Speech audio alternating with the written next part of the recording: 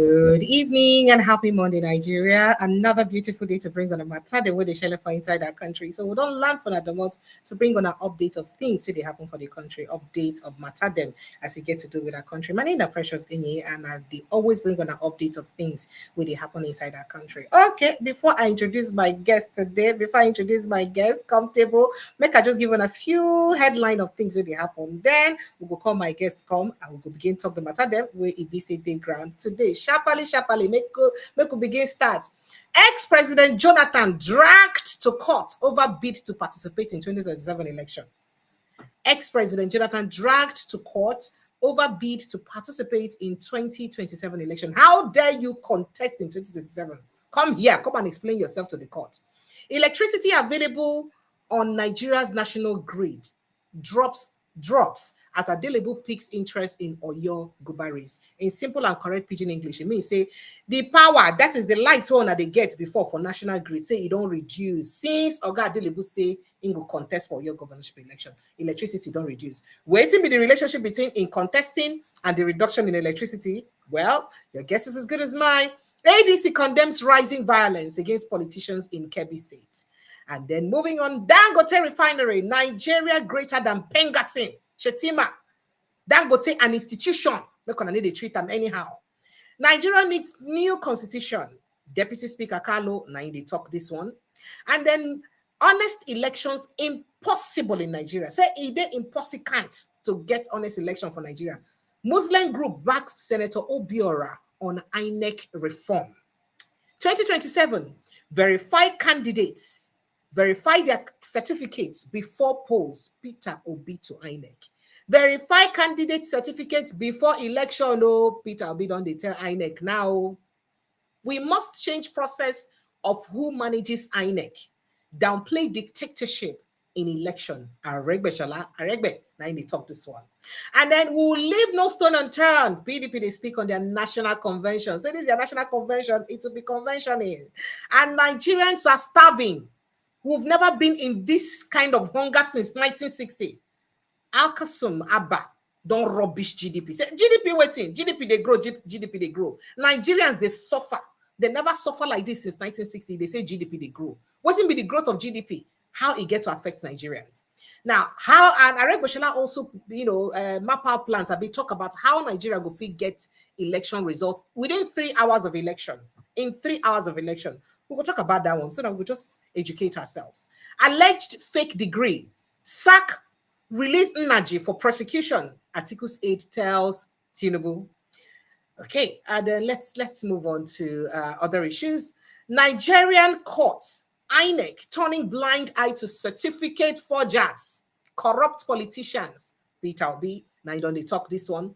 Rivers Assembly cautioned against probing Ibas. Say, come, they do what they do. Make on a try, make on a no probe Ibas, so make on a no just try more. As I speak to you, we hear that Ibas himself received how many trillion naira for instance. If you hear the amount you receive, you say you go weak, your week will be weak. The amount where Oga Ibas receive for inside allocation for River State within 6 months, you will be amazed at the amount he received as allocation in 6 months in River State. And just be wondering, okay, so waiting the money used to, we hear that he received 401.9 billion, that is 402 billion naira. Now he received in 6 months, waiting to use the money due. Well, when the time reach, we will talk about that one. But let's move on to other issues very, very, very quickly. Moving on to other issues. Only in Nigeria do people cry for Palestine, shout justice for Gaza, but go silent when Sokoto, Kano, Kwara, Ilorin, Kogi State bleed. Who talk this one? Netizens. Who will be these netizens themselves? It could just the one that social media users or that no go kill us. So why honor the lambasta politicians and like this that now waiting others go talk? Nigerians under attack while Tinubu prefers attending social and political events amid alarming insecurity is irresponsible. Say in fact, say this one not irresponsibility. ADC now the summer Tinubu like that. Lagos obedient rejects fake leadership list. Accuse political actors of attempted hijack of political structure or obedient structure. Abia's monthly allocation, now only 15 billion naira. I don't know where you get 38 billion naira from. Alex Oti don't reply. Deputy Speaker Carlo over the one way be say blast them. Say, see the kind of money they receive. See what you they do now. 2027, South is now APC. Hey, Jonathan, if you try to contest, we will defeat you well. Oshiomhole, now the one and say, not try him. In fact, Into say only Jonathan's enemy self now go want to make a contest election. I will hate him, I go want to so make you not even try him at all. Senate to debate alleged Christian genocide, the narrative of Christian genocide. They say they could debate them as they resume. Tinubu government withholds a total of 73.7 billion naira Osun local government funds within 6 months. All this matter and more now will carry comfortable. And now we'll go to Yan today for Inside the Show. My name is Precious Enye. It always sweet my belly to bring on and things that they happen for Inside Nigeria. Joining me for Inside the studio now, Dr. Katch on Nollywood. Dr. Katch, good evening, sir. Thank you so much for joining us and welcome to the show, sir. Thank you very much for having me. It's good to be here. Thank you, sir. So, Dr. Katch, I know you get a lot to talk, especially because of one kind of interview with the trend will concern you where your name be inside. But say we'll not go fit to begin talk about those things. We could not put small mouths for waiting they happen for inside Nigeria. So this one will be say some people don't carry Jonathan go court. So here say today Monday, the Federal High Court today for Abuja Monday asked to issue an order of perpetual injunction restraining former President Goodluck Jonathan from presenting himself as any political party candidates for 2027. So make you not even try him. The court was equally urged to bar the Independent National Electoral Commission (INEC) from accepting any form from any political party, Jonathan's name or even publishing same as duly nominated candidate for the presidential election. While ex-President Jonathan was cited as first defendants in the matter, both INEC and the Attorney General of the Federation were listed as second, third, and fourth defendants, respectively. Now, Adams Oshiomhole don't talk, say because of the whole of South now, all the governors in South are now APC. So say, you don't get as Jonathan tried to do they no go vote for him because all South governors now are APC. Then if that's an only enemy, then go fit encourage and make a contest election. Then why else would they take him to court? Or why is he taken to court? If truly the odds are against him in 2027, what does this speak to? Some people say not desperation, but let me take your opinion, sir. Well, our laws are very plain. President Jonathan has every right to make himself available for any election he deems fit. All ambitions are legitimate, and I think those who are also going to court are seeking for interpretations of a law that was made during the period of President Buhari to say that anybody who had been sworn in twice as president is barred from being sworn in a third time. Well, if they seek that interpretation, you can't stop anybody from going to court. But this is not just an interpretation they're seeking. They're seeking for perpetual injunction to stop him from being nominated as a candidate in any political party. That's what I'm asking. Why? Well, if the perpetual injunction is not in line with our laws, for anybody to perpetually bring an injunction to restrain a Nigerian from being available at an election, the courts will do justice to that interpretation. I'm not worried about this kind of acrobatics. They are normal, they are expected. Even the one from Oshiomhole has no right to now talk about what governors are doing. Governors are behaving in line with fears and threats. And what happened in Edo State informed a lot of governors. If they are not sweet with the president, INEC could be sent to come and capture their state. So it has nothing to do with what the voters on the streets will do. Nice. Don't forget, in 2015, everybody was with President Jonathan. So it's seen. Yet at the elections, we saw something different. So I will just tell Oshiomhole to go and sit down one place, allow the process to go through itself. Our country is going through a historical period, and that historical period is marked by the voters driven by young people seeking a new country, and then people like Oshiomhole and others either engaging in voter suppression or undermining the right of Nigerians to autonomously take part in the electoral process. So That's why I say this is a historical period in Nigeria's time, and we have to go through it. But we also need to learn to respect the law and respect the rights of other Nigerians to be available at elections. So I see everything as a part of the flux that our country is going through, and I simply seek to enjoy it, not allow it to worry ourselves, because I know from here we will still get to a better place. There was a time it was so difficult, we were choked during the Abacha period, but it came and went, and then Nigeria became free again. We had the same thing under General Babangida, even under Buhari, when nepotism was weaponized, and when Buhari then sought to subjugate the Igbos, and later on, when nobody said, everybody joined in his subjugation game, and today we have Fulani violence everywhere, all states, all regions. So these things come and they go simply because we have severe teething problems in growing into So nationhood, you think and we're so you not think there saying yet. that Buhari nine starts or lay the precedent to Fulanis attacking communities for Nigeria? People go tell you say Fulani herdsmen attack on the No, existence. no. It was there as headsman Farmer header uh, clash, crisis. as they call it.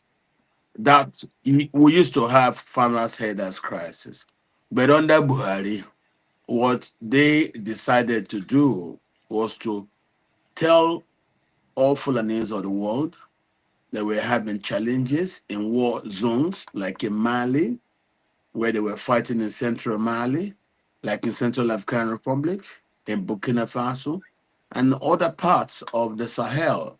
Buhari's policy was they should all come into Nigeria.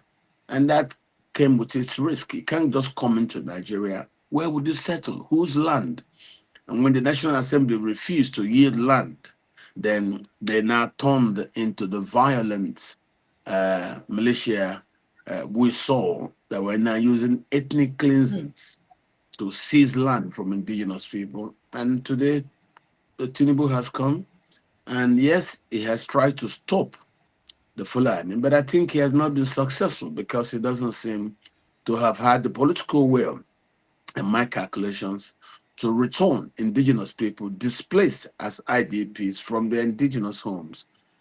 Tinubu need to find a will to return them back to their ancestral homes for us to bring those people's crisis to a closure. So, yes, he may have, under his Tinubu administration, made efforts to stop the Fulani march across the Benue Valley, and that's where it concerns me because if Benue falls, the East becomes very vulnerable. So it's good that we have stopped them in Benue. But whatever it is that makes them sack Christians in Benue and Plateau State is a reason why members of the US Congress are now citing Nigeria as a country of particular interest because Benue State is 98% Christian, mostly Catholics, then followed by the NKSC, which is Lingu Christi Al Sudan Hentif, is a TV African church system, which literally interprets as people of Christ, Lingu Christi Al Sudan, in the Sudan, Hentif. Hentif means of TV extraction. So the NKSC is there, and the Catholic Church is massive, and Benue has 98% Christians. And you have similar things in Plateau, yet surprisingly, and also in Southern Kaduna. And these Fulani militias, who are mostly Muslims, are sacking these people in these So you Christian think it's a areas, calculated attack, causing the United. attempt or attack on Christians, just like the international community? They think you think it's a calculated attack on Christians because presidents don't say Yes, not yes, lie, say yes, nothing like yes, that. yes, They yes. happen, saying that everything. No, there is. There is. It started in 1978. Okay. I remember we went through the civil war with Yakubu Gowon, who was a Christian. Then the Murtala Mohammed coup occurred. And after Murtala was killed, Obasanjo became president. Obasanjo, another Christian. Then when they now went for the conference in the 78, you now saw a rise in Muslim militancy, and from then there was now news that we came back to democracy through Obasanjo into Shagari, and as Shagari was leaving, equipment was supposed to come in, then Buhari struck. And from that Buhari striking, it was all Muslims. You had a cascade of coups that now wrote decrees and trying to Islamize the country. It was 35% Muslim at the end of the Civil War. Today, the Muslims won't let anybody have peace. Today, you see Boko Haram, it's an Islamic insurgency. You have the Fulani militia thing, it's also an Islamic insurgency. I don't want to believe we're having an issue, please.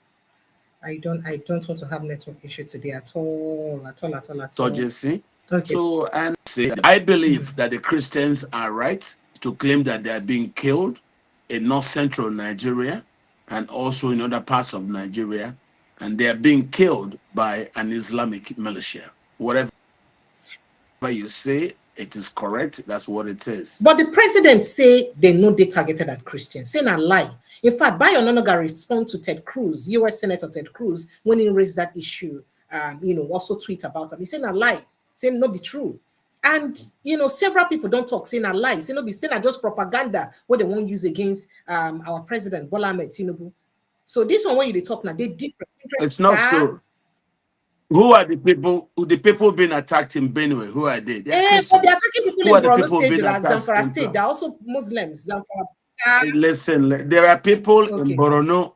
There are people in Borno who are Christians who also been attacked. If the Muslims are not willing to cry, the Christians are willing to cry. Very simple. You're hit, someone else is hit, and then you're keeping quiet. That person may not keep quiet. They've complained and the government doesn't want to listen to them. And they think if they go to the United States and start saying we're being attacked and government is not doing anything because government is a government of Muslim ticket and we are Christians. So, and now they get a hearing and people start listening to them, taking their case. That is the platforms that gives them traction. So you're looking for anything to do to stay alive. So if claiming that you're being killed because you're a Christian is going to get the international community to wake up and listen to you, claim it. How did we get here? Because of those Catholic bishops from Benue State who went to the United States to complain. That's how this happened. What is Benue State being attacked? A 98% Christian state. Who are attacking them? Muslim fundamentalists. So you don't have to keep quiet. You are the one saying, no, but what is their motive? What is your motive?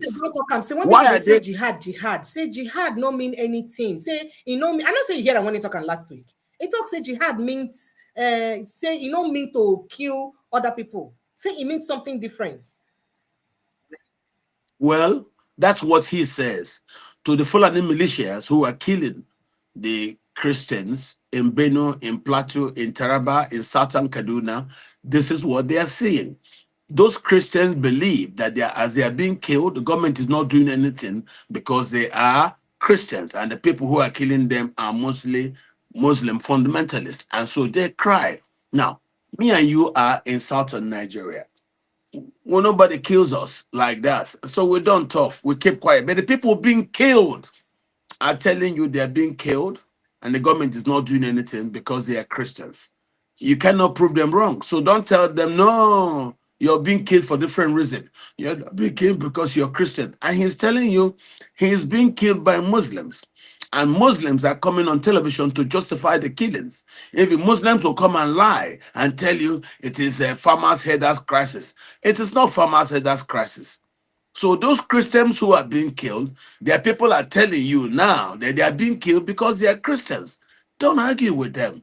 Listen to them. The man is telling you he's being killed and he thinks this is why he's being killed.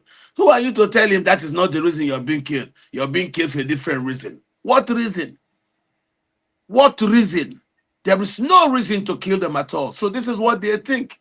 They are being killed by Muslims. Muslims want to take over their land in the Benue Valley, in the Plateau Highlands, in the Mambila Plains, of course, in Southern Kaduna. All these are Christian-dominated areas. It doesn't matter. that they came in as they came in. Some Muslims were this. The Muslims who are being killed, who are they? Hausas. And who's killing them? Fulani militias who are looking for land. So yes, the Fulanis may be driving the killings, but the people being killed are Nigerians, and Nigerians who are also Christians. So if the Muslims would not shout, the Christians are willing to cry that we are being killed. Government is not doing anything because it is Muslims in government. That's why they wouldn't do anything. And we're being targeted because we're Christians. This land has been Christian land, and these Muslims want to cleanse us off our land and then bring Muslims to live there. Who are the people who take over the villages when the Christians are wiped out? Muslims. Ask yourself. So that's why they have their mindsets to make So this claim. are you saying that It's not government me and is you that lying made for this saying claim. that there's actually no targeted attack on Christians, that they're just trying to make it subtle, or they're being diplomatic? Is that what you're saying? Or they're not being truthful? Government is not to be believed. Government has not made any attempt to stop these killings.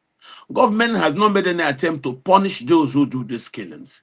So the people being killed are not telling you what they think is the reason why their plight is this hopeless. Don't tell me, no, don't say that. You're being killed for a different reason. Your land is being taken over for a different reason. It's not being taken over because you're not Christians. The man is telling you, I believe these things are happening to me because I'm a Christian. You are now telling him, don't talk, say that. If you say that, you will get a lot of sympathy internationally. Then that is what he's doing. He is telling you that which he knows will attract some Christian legislatures in the United States to say that Nigeria should be put as a country of particular interest. Listen to me. I don't like the killings being done by the Fulani militias.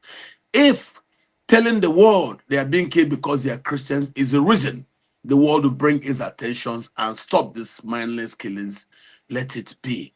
Whatever it is you employ as a strategy to gain global reaction that will stop it, do. Don't die in silence. I don't know why they are being killed. I could tell you, yes, they are looking for their land, but they are telling you now that yes, those people are seeking to take over their land, but the reason why government is doing nothing is because they are Christian. That's what they are telling you. So why are you? Who are you to argue with them? You want to give them a different reason why they are being killed? Tell me why they being killed. Obiono, because your land is loved. We like your land. You have water. You have good grass. You have a particular species of elephant grass that our cattle love. So that's why we like to take your land and drive you out of it. And they are telling you that is just one thing. You may want their land, but the government is not doing anything because the government is okay. You remove the Christians and then bring back the Muslims. Don't forget, at the end of the Nigerian Civil War, Nigeria was 35% Muslim. Till tomorrow, Nigeria remains a Christian majority country. It has not changed. A lot of the population of the North are Christians. Why will the Muslims behave as if Christians don't exist there? It's all Christians all over the places where these things are happening. The places you don't have too much Christians are places like Katsina, Zamfara, and Sokoto, where specifically Fulanis from the Sahel are being used to seize Hausa land, swaths of Hausa land, and then keep them away. So I think democracy is revealing its own dirty sides, and our government's inability to wake up to safeguard the citizens is now beginning to bring out words from the citizens. The citizens are the ones, citizens in Plateau, citizens in Mentaraba, citizens in Benue, citizens in Southern Kaduna came together, went abroad, and told the international community that they believe the reasons the government has done nothing to save them or help their situation is because they are Christians. And because of that accusation, they now have traffic. They now have international community listening to them. So why are you going to tell them, no, the reason why you're not being attended to is just we don't care? It's not true. They are telling you now, this is why they So think you don't care, because you are a Muslim. you think saying that the Yes. Muslim ticket will get now be part of the reason we make people they feel this way. If to say that Muslim Christian tickets, they Tell, fulfill the same way. Because we don't hear too much about Christian genocide during Buhari's tenure, because Pastor Shibajo was the vice. So why do you think there is noise about Christian genocide now? Do you think the Muslim ticket is playing a key role? Why would you do a Muslim ticket in a Christian majority country? If not, you want to, put the lead on state capture. That's what it is. All the Muslims have done is to try to capture the state of Nigeria. So they don't want proper elections. And how did they gain advantage? Through Buhari's coup, removing Shehu Shagari. Yes, because Shagari was going to hand over to Ekweme. Buhari stopped it with his coup. Since that coup, Babangida came after Buhari. After that, all the coups we've had have all been Muslim-led coups.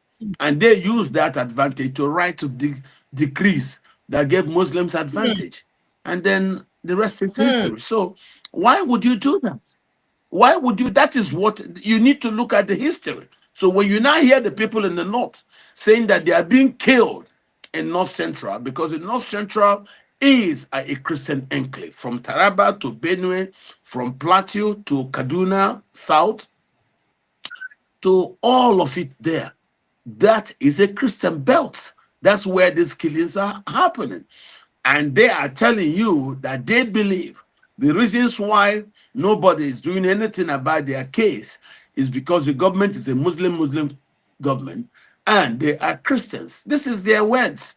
So if you want to now say their words are not true, tell them the reasons why government is not doing anything to save their case.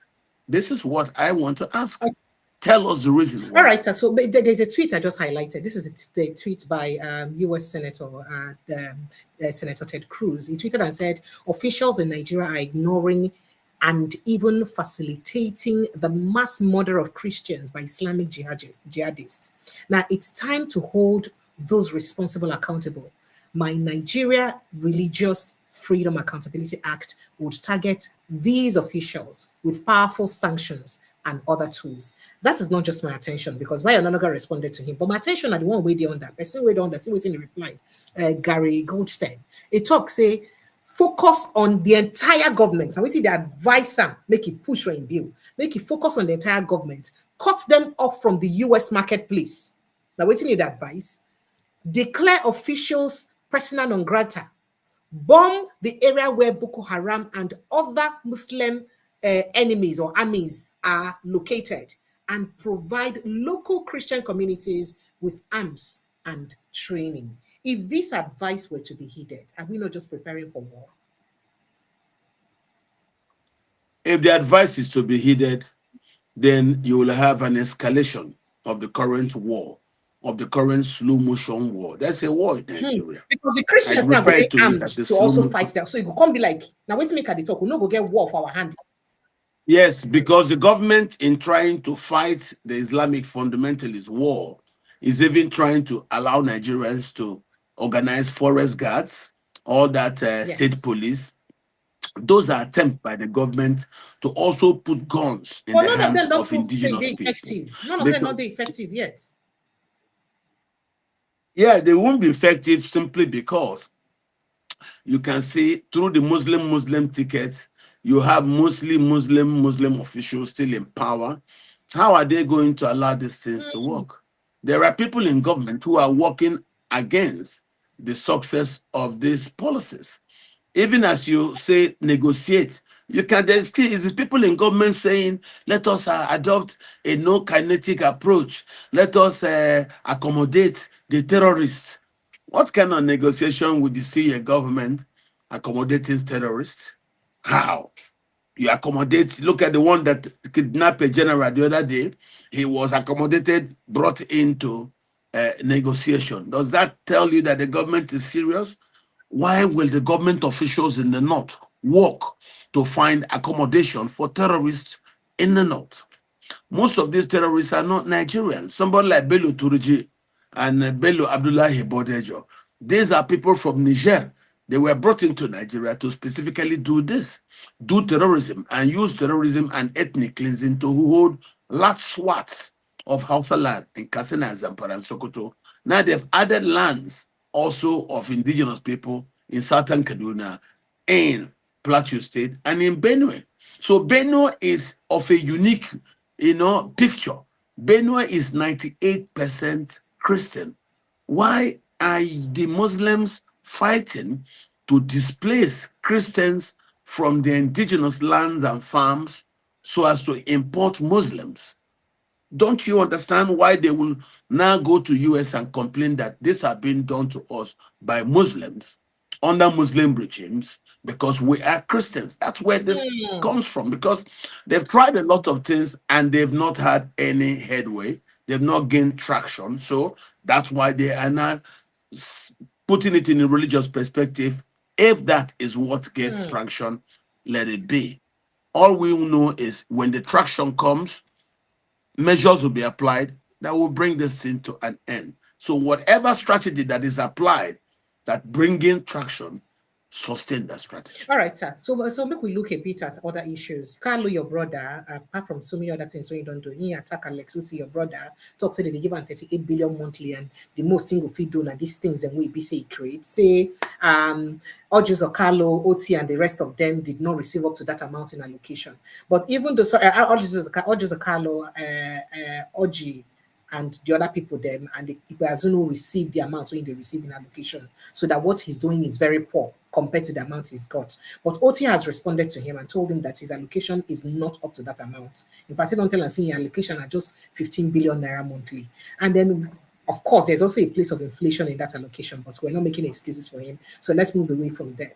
That has happened. Him too, your brother has begged the president to ensure that they stop demolition of Igbo properties. Him now don't come and come talk say, the way the constitution of Nigeria they say Nigeria no go fit succeed like this. We need a different constitution. Why you think say your brother Carlo they talk all these things?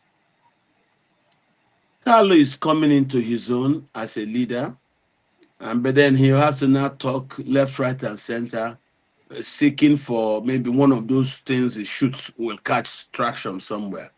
But I don't think the stones he's throwing at Alex Oti are catching tractions anywhere, no? Because Alex is somebody, if you ask me, that has performed so creditably that people are now thanking him. Part of the accusation of Carlo in that thing is that Alex has turned Aba into state capital, which is a plus. So he, unknown to him, is actually promoting Alex. Because all we've been praying is take Aba seriously.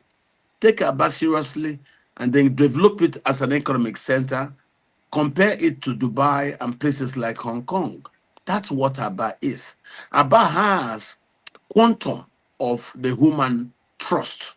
So once a trust exists for a business environment, then add incentives that will make that trust to be so strong in the minds of investors that they will come and do the next thing. And that's what Alex is doing. And I think that's very good. So Carl is looking at the kind of stone he would throw that maybe will stick, but I don't think any of it will stick.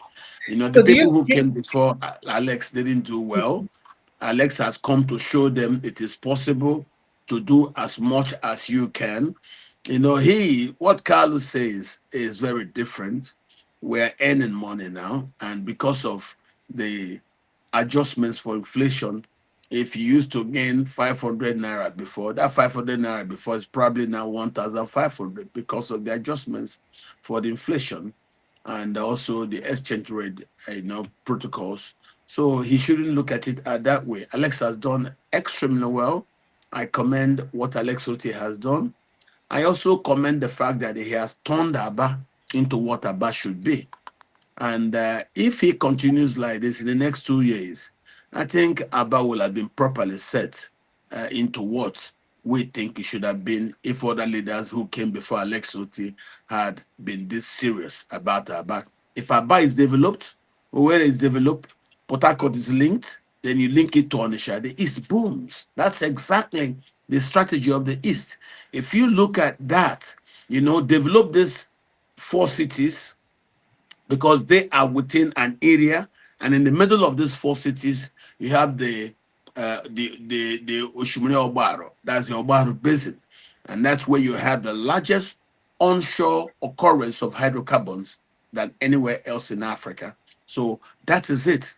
The Aba, Port Harcourt, Owerri, Onitsha axis. That particular, axis. That's why you see now there is a rush to develop and counter develop all other marketplaces around that particular, circle.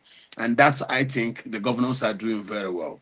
The Aba, Owerri, Port Harcourt, Onisha triangle, that particular corridor.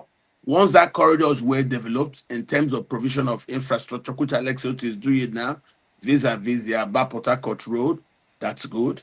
The Aba Owerri Road, that's been well handled too. Then the Owerri, Owerri Onisha Road. Once those axes, that corridor is well taken care of, the East booms. That's the strategy that the East has, and they have in between them the capacity, the possibility for 1, 2, 3 seaports. Seaports, you will have a seaport there at Ibono in Akwa Ibom servicing Aba, and then you also have another seaport there at Owaza at Obi side, servicing also the Aba. You also have the one in Port Harcourt if it comes on stream. Of course, Onisha. Oh dear. I don't know if we're having network issues. I don't want to. Are you there, sir? Can you hear us? Can you hear us, please? Also has that they need to grow. I believe we have done very well. I think we should continue to develop our places. I think the governor should be encouraged to do the best All that right. they can. Mhm. All right, sir. So, do you believe that we need a new constitution? And do you also agree that if we do not change the way we select our INEC, in fact, the way we select the INEC head, that we may not ever have a credible election? Because there's a particular group, a northern group, that is backing Senator Obiora by saying that INEC indeed needs reform, else that there can never be honest elections. In fact, honest elections will be impossible in Nigeria if we don't have INEC reforms. Do you believe so? Well, it's not called INEC reforms, it's called electoral reforms. Reforms. And INEC in That's the way itself they will put be it. caught inside those electoral reforms. Reforms. The problem is, whatever set of leaders you see that hold sway, they wouldn't want to do reforms because they think reforms will undermine their ability to steal votes and perpetuate themselves in power. So I think what we need are electoral reforms, and I agree. So it's good that groups continue to say it, but then people only start saying these things when they are outside power. Most of the people telling you about electoral reforms, they didn't want electoral reforms when they were in power. But now that they're out of power, they are singing electoral reforms. It will happen for the same present set of people. When now they're not in power, they want to move forward on electoral reforms. Tomorrow, when they lose power, the first thing they will be talking about is electoral reforms. And nobody stays in power forever. So I think we should do the best thing for our country to actually make sense that we reform our electoral system and make it as transparent as possible so that that is the only thing that can sustain a better society. In fact, Oga Beshola just talk and now say if INEC could fit just adopt technology, say in 3 hours after election results will come out and they will be credible. Do you think INEC is deliberately dilly-dallying over full adoption of technology to give us transparent elections? Adegbeshola didn't see a need to talk like this when he was in APC and he was working with Buhari. Mhm. That's just exactly what I'm telling you. Adegbeshola didn't say all this when he was working with Buhari under APC. But now he has left APC. He's now become what I would say, an apostle for electoral reform. That's what I was telling you. The problem with people in power, when they're in power, they don't want to better society because they want it to stay there and they will lock it up. It will be, stopped just there so that they can just maximize whatever advantage they think they will get by having society staying dirty and bent. The minute they lose out, as Al has lost out, he's now asking for electoral reforms. Same thing I'm telling you. So I think the issue about reforming our society and making it a better place is what everybody should think and think about. I have friends in government, I have friends out of government. And for the sake of the country, I seek for a better Nigeria because a rising tide lifts all boats. So if the country is good, everybody will enjoy. So I believe that a rising tide lifts all boats on the bank of the river. All right. So So, okay, sir. All right. So, very quickly, I mean, the president talked a lot of things for inside in October 1 speech. And one of those things when you're talking about the growth of our GDP and how we don't win the war against insecurity, even mention, say, mention the IPOB and other issues. But Gree mentioned, bandits activities so much. And it didn't appeal to the people we don't suffer recently for Benue, Kwara, and other areas. But then this GDP we mentioned, and experts don't come and talk say the growth of GDP will be say the president talk say it is insignificant if the large population of Nigerians still they suffer. In name, na in be renowned professor Alkansom Abba, na in be name. It don't slam the president over waiting they use praise their GDP all the time. In talk say Nigeria never see the kind suffer we Nigerians they suffer since 1960. We never see them before. So what will be the good of the growth of GDP if the majority of Nigerians they suffer? What will be your take on it? Do you think it's correct or perhaps the president is correct to praise his reforms we don't lead to the increase of the GDP? the president does not see the suffering of the poor. Where he is, he's protected, he's fed by the state. He doesn't come into the same difficulties that the average Nigerians come into. The speech he reads are prepared speeches drafted by So they're speechwriters. not from his heart. They're not a true So reflection of no, no, no, ew, no. They, they're not a reflection of reality. ew. He will read every speechwriter giving scripts. And but what people are saying, telling him is that real life, reality is different from the one you have living in, which is true. So citizens must continue to raise their voices. Nobody should stop. You know, under Buhari, it was very, very bad. The president, being a leader of the APC, didn't say anything.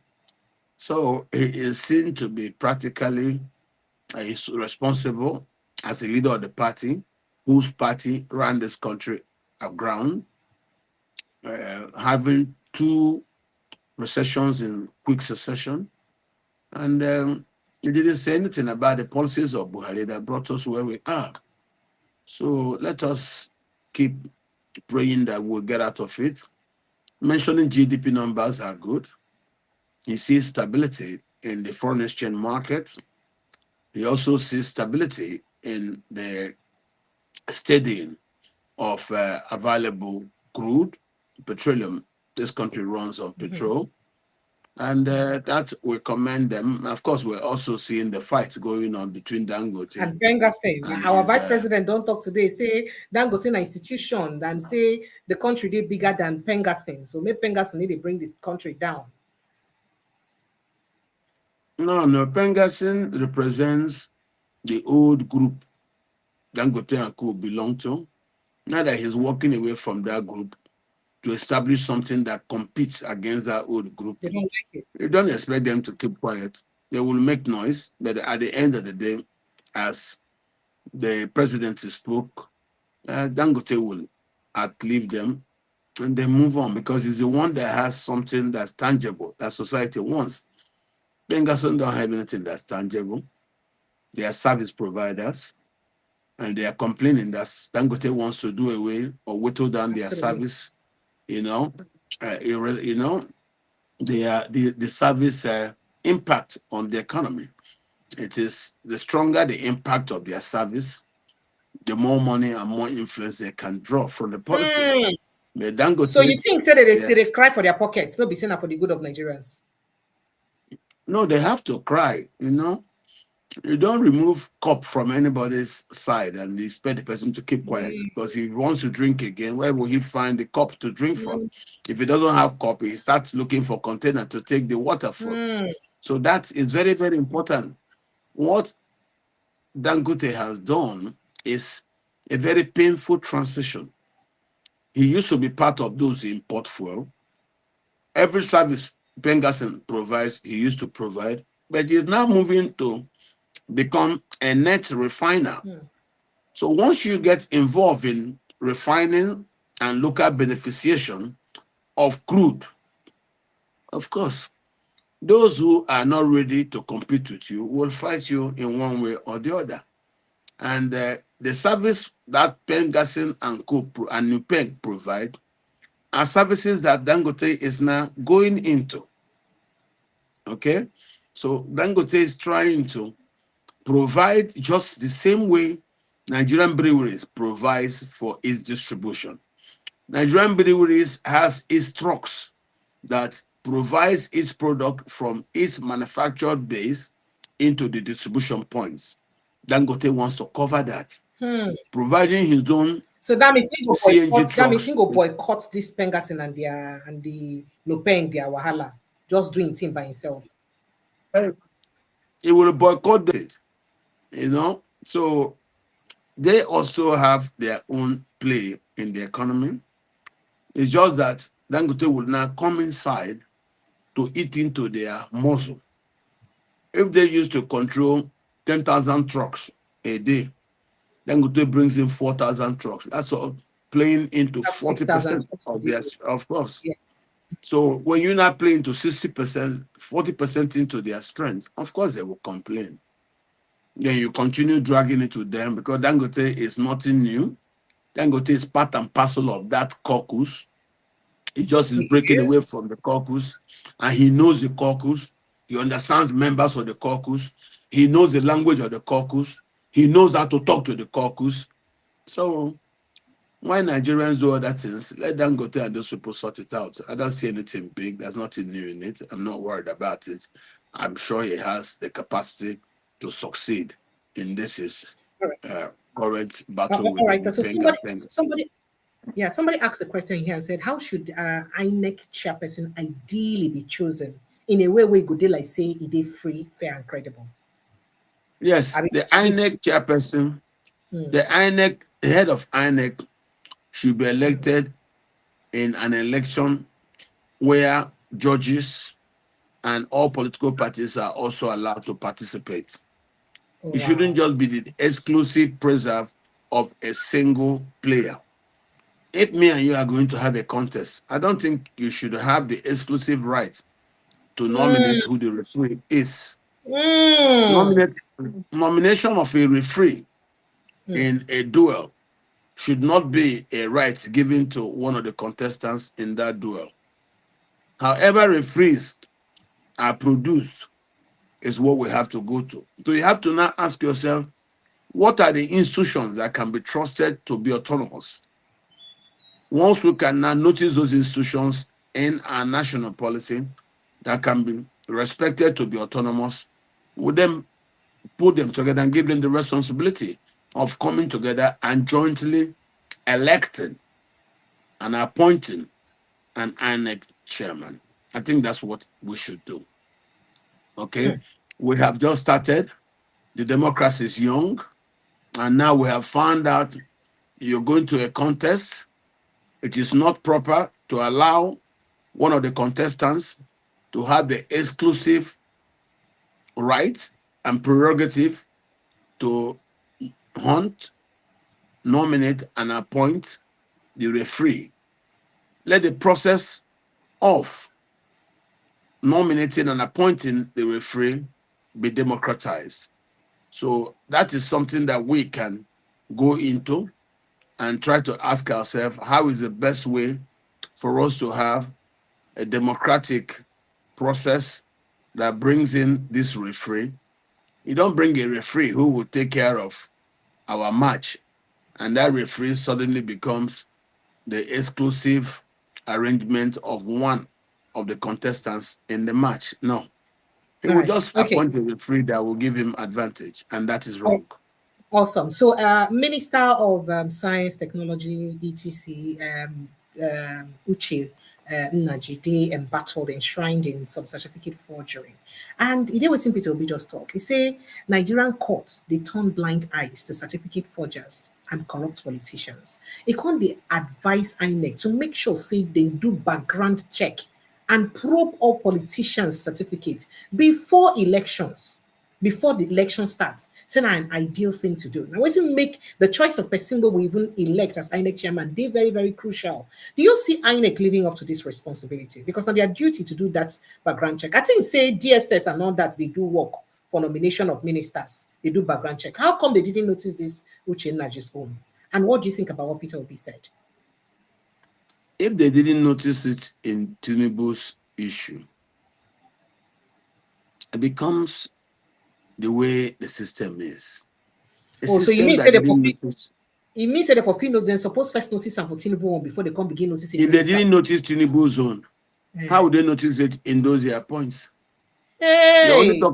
You're talking about just Uche Naji. There are a lot. Hey, if I don't take lights. Hey, wait. I'm here. I'm with you. I am with you. It's just some cellular call trying to undermine the process, but don't worry, I'm here with you. Don't worry about it. All I'm telling you is, if we are able to make that can supervise this kind of things from the presidency to the other parts of the electoral system before we go to election, good. But we don't have it yet. So are you saying INEC no do their due diligence in checking results of the past election for 2023 candidates, including President Tinubu, Peter Obi, them? They don't do good work in checking their background results? That's why I'm telling you, the way the INEC is presently constituted is not going to help matters. Okay, sir. We need electoral reforms to reform the INEC so that it will be available for the good of society. And not the good of the person who appointed them, the good of exactly. The INEC right now is available to the interests of those who appointed them.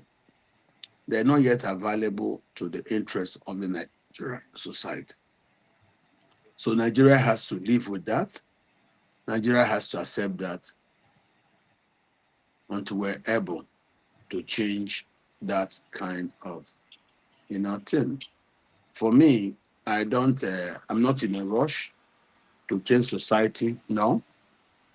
But I'm very optimistic that tomorrow will be good. That's why my politics is the way it is. I'm a long-term calculator. I know that when you start agitating for something now, it doesn't come immediately. I could give it a 4-year game. And before you know it, that's how it works. That's how it works. So for me, I'm optimistic that Nigeria will get well. It won't just get well overnight. No, it will be a gradual process. Right. And I think we are. All right, sir. So I will make this platform very interactive because plenty of people get questions so they go ask you. And so when the questions start, they ever end. So make a kukuma release you on time so that we can open phone lines on time and Nigerians will ask you a question. So let's have you have your right of response to that interview where you say, and do I need to play an excerpt of that interview? Because there were some things. No, you can. I've watched the interview. I've also gone. I've watched it. I have gone on with it with my principal. I've talked to several people about the interview. There's nothing new in it. All I can tell the gentleman is I, Katch Odonoju, have nothing against Kenneth Okonkwo. But I have a product I'm selling. He came to meet me after I have manufactured that product. The product is a consequence of our internal crisis in the PDP. Sorry, sir. You're saying that Kenneth Okonkwo came to meet you? Yes, he came to meet us. But he said he has never sat with you before. He said Let me help you now. Listen to me. Listen to me. Where did Kenneth Okonkwo, he joined APC in 2016. I am a member of the PDP. The movement he came to join, we started the movement as a consequence of internal disagreements in the PDP. He said no. He said that the obedient movement was just an organic movement. We start on his own. That is what he said. Because he just good. He now met us on the road. But I'm trying to explain to you, it's not that it started somewhere. Okay. It started due to the internal disagreements in the PDP. when they refused to zone. When they refused to zone, we who didn't like it were grumbling and say we won't accept it. I and Doino and some other people started that thing and we say we won't accept it.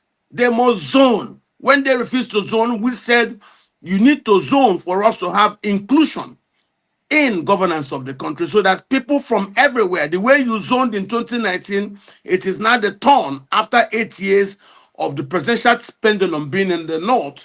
We need it now to come to the south.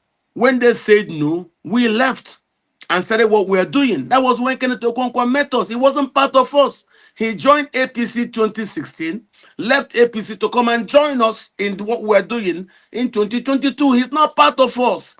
This thing you call the movement was started by members of the PDP, me and Doyin and others who came to us. It didn't just fly from heaven, no.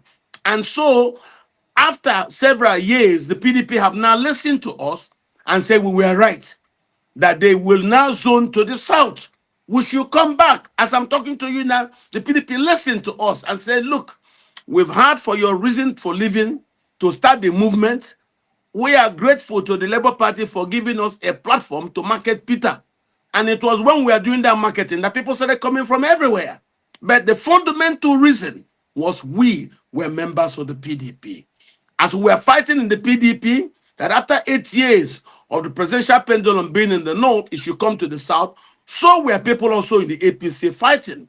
And that was how you saw, even those from the north, presented in the APC, Ahmed Lawal, Senator, Tinubu in March, he from the south. We also in the PDP were having the same war.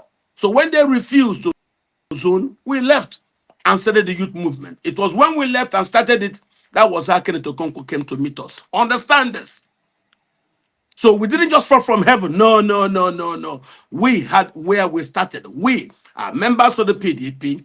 When we felt, no, the party was hijacked and they refused to zone, we had a great candidate. We took that candidate from the PDP, and then luckily Labour people gave us platform and we marketed that candidate. So at the end of it, Labour had their issues. We didn't want to get inside it. And then they went into an election, and that was how Kenneth's problem came. So for me, I don't have a thing against Kenneth. All we want to tell Kenneth is, please stop attacking our principal. Now that you have gone to work with Atiku, be fine with him. How did you know Leave us alone. How did you know he's working with Atiku, sir? I know that for sure. He wouldn't turn overnight. Yes, of course. I'm not a child now. I've discussed this severally with several members of our movement, and we know the reason. Atiku is who he's working for, no one else. So what do you okay? think? So, why you think saying they work for Atiku? Why you think saying leave on go they work for Atiku? Why would he leave it? Well, he left us. I'm not the one to state his reasons. He said openly Peter Obi disappointed him, and I say Peter didn't disappoint him. It was just that Peter didn't have the guerrilla powers to force the Labour Party to remove the clause which stopped Kenneth from running for election in the Labour Party. And the clause was, Labour Party says specifically, you must have spent 24 months as a member before you can qualify to come and contest for their elections for executive. We are just grateful for them for giving us their platform. I don't want, as you heard, Kenneth said, that I even still claim I'm in the PDP. He doesn't understand. It's a strategic thing to tell the crowd the truth. I don't have to jump from party to party. I am a member of the obedient movement. I'm a founding leader of the movement. And that's what it is. Okay? I never met him any of the days I went for meeting at the home of Okwadike Emeke Zif. I never met Kenneth any of the day we went for meeting at the home of Chief Edison Okeke Ochendo. All these were initial places where we were meeting, forming, agreeing on what to do before we brought out our masquerade. It was when we've agreed and brought out the masquerade to national acclaim that people like that now came to join us. We had a root. We had a nucleus. We had a place where we started. Where we started was in the PDP. It was our internal disagreements in the PDP that led us to start that movement. So it was when we have now gained momentum that people like Kenneth came to join us. That's what it is. And I'm saying we don't have an issue with him. Peter Obi don't have an issue with him. Peter Obi doesn't have the muscles he thinks Peter should have to commandeer Labour Party people. No, we But don't. Peter stayed on his own, and that is what brought the trouble. all right. Peter respectedly stayed on his own, didn't have the muscle to tell Labour, do this, don't do this. No. And you can see how Labour is. Very, very, the war they were fighting right from the Akwanga Convention, they didn't stop that war. So let Peter stay away, Labour fight so that nobody wounds him. Kenneth wants Peter to now go there and tell Labour, why don't you let Kenneth contest? If you want to be official, he can be it. That's what it is.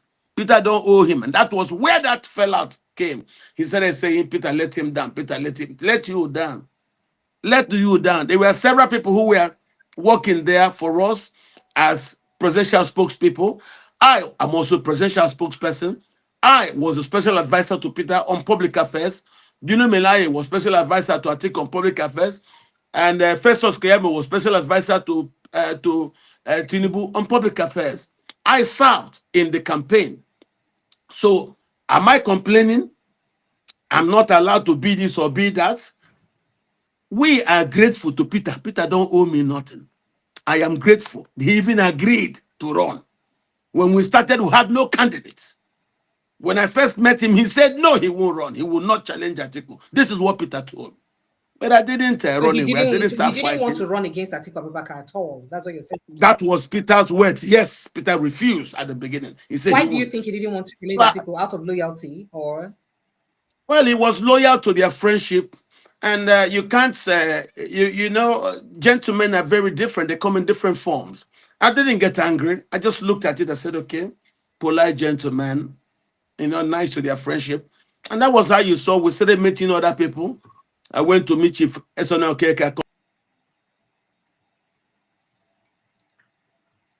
All right. I think complained to him on Chendo. He said, no, he can't say that. We're happy that we have also gone very far.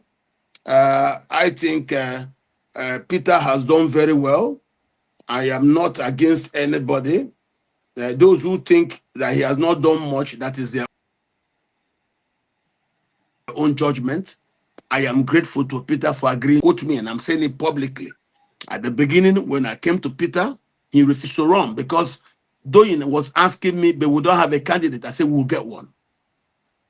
And he mentioned about me and Hope Uzodinma. I am proud to say it. In 2003, we were members of APC then, me and Hope. We were campaigning in the East, and it got to time for election. I went to print posters promoting Hope for governorship 2003 on AD. He didn't want to run. Later on, he now called and said, what is it you want? I said, Your Excellency, I want you to run. That was how he ran. 2003 on AD. AD. A long time ago, not under the APC. Understand this. Kenneth is not a politician. He's an actor. See, so he comes, he jumps in, he doesn't understand. I'm trying to explain. There are reasons why politicians do certain things. There is a reason why we started the obedient movement. He didn't know. He just came, thought his opportunity. Yeah, but there are reasons. There are fundamental reasons. And that reason was we were pushing for inclusion of Nigeria's diversity in its governance. And that's what we're saying. If somebody had ruled for 8 years from the south, from the north, it is now turn of the south. The PDP listened to us and recently voted to say they have zoned their presidency to the south. So for me, it shows that I won. It's victory. The party listened. And we said, the way you treated the Northerners in 2019 when you zoned to the north, please treat us also that way. Now that the Northerners have ruled for 8 years with Buhari, zoned to the south. The PDP, as I'm talking to you, have listened to us and have zoned to the south. So Kenneth doesn't understand what we are doing. He just jumped in. He thought it was a joke. It's not that. All right. All right, sir. There are a few things he spoke about who I would like make you clarify one by one. You don't clarify some of them. It talks, you say in being the seek for the position of the publicity secretary of Labour Party. And when Peter Obi could not give that to him, just like you said now waiting make him leave. He say, he deny, say, he no ever at any time been one get any position for Labour Party. That Labour Party was already a sinking ship. That he also said that the position of a spokesperson to the president or the presidential candidate is higher than the position of the publicity secretary of the party. Even though, say, at the time where you talk, saying they seek this position now after election, because we know that a spokesperson to the presidential candidate's work, they end after election. After election, it don't end. But in say after election, because of saying still perhaps they enjoy that position when they don't enjoy as the spokesperson to the presidential candidate, that he didn't have any reason to want to be the publicity secretary of the party. That to him is even a demotion. So is there any evidence to the fact? Is there anybody that can corroborate your claim that indeed he tried? Let me also help you. The Labour Party. Let me help you. I was never, ever particularly, I never said on this your program or any program he was running for public secretary. What I said was he was running for. That's what he responded. No. Listen. That is what he said. What he's responding to doesn't mean nothing. He was trying to run for office as the Labour Party sought to elect new executives. And if you notice, of all of us who worked in the obedient movement, he was the only one who started going to Labour Party trying to run. It was when the Labour Party brought out a rule that you must have been a member for 2 years before you can be eligible to run as an officer. That's when he started fighting them. What is Peter Obi's concern in Labour Party electing executives when he wasn't actually in tune with them?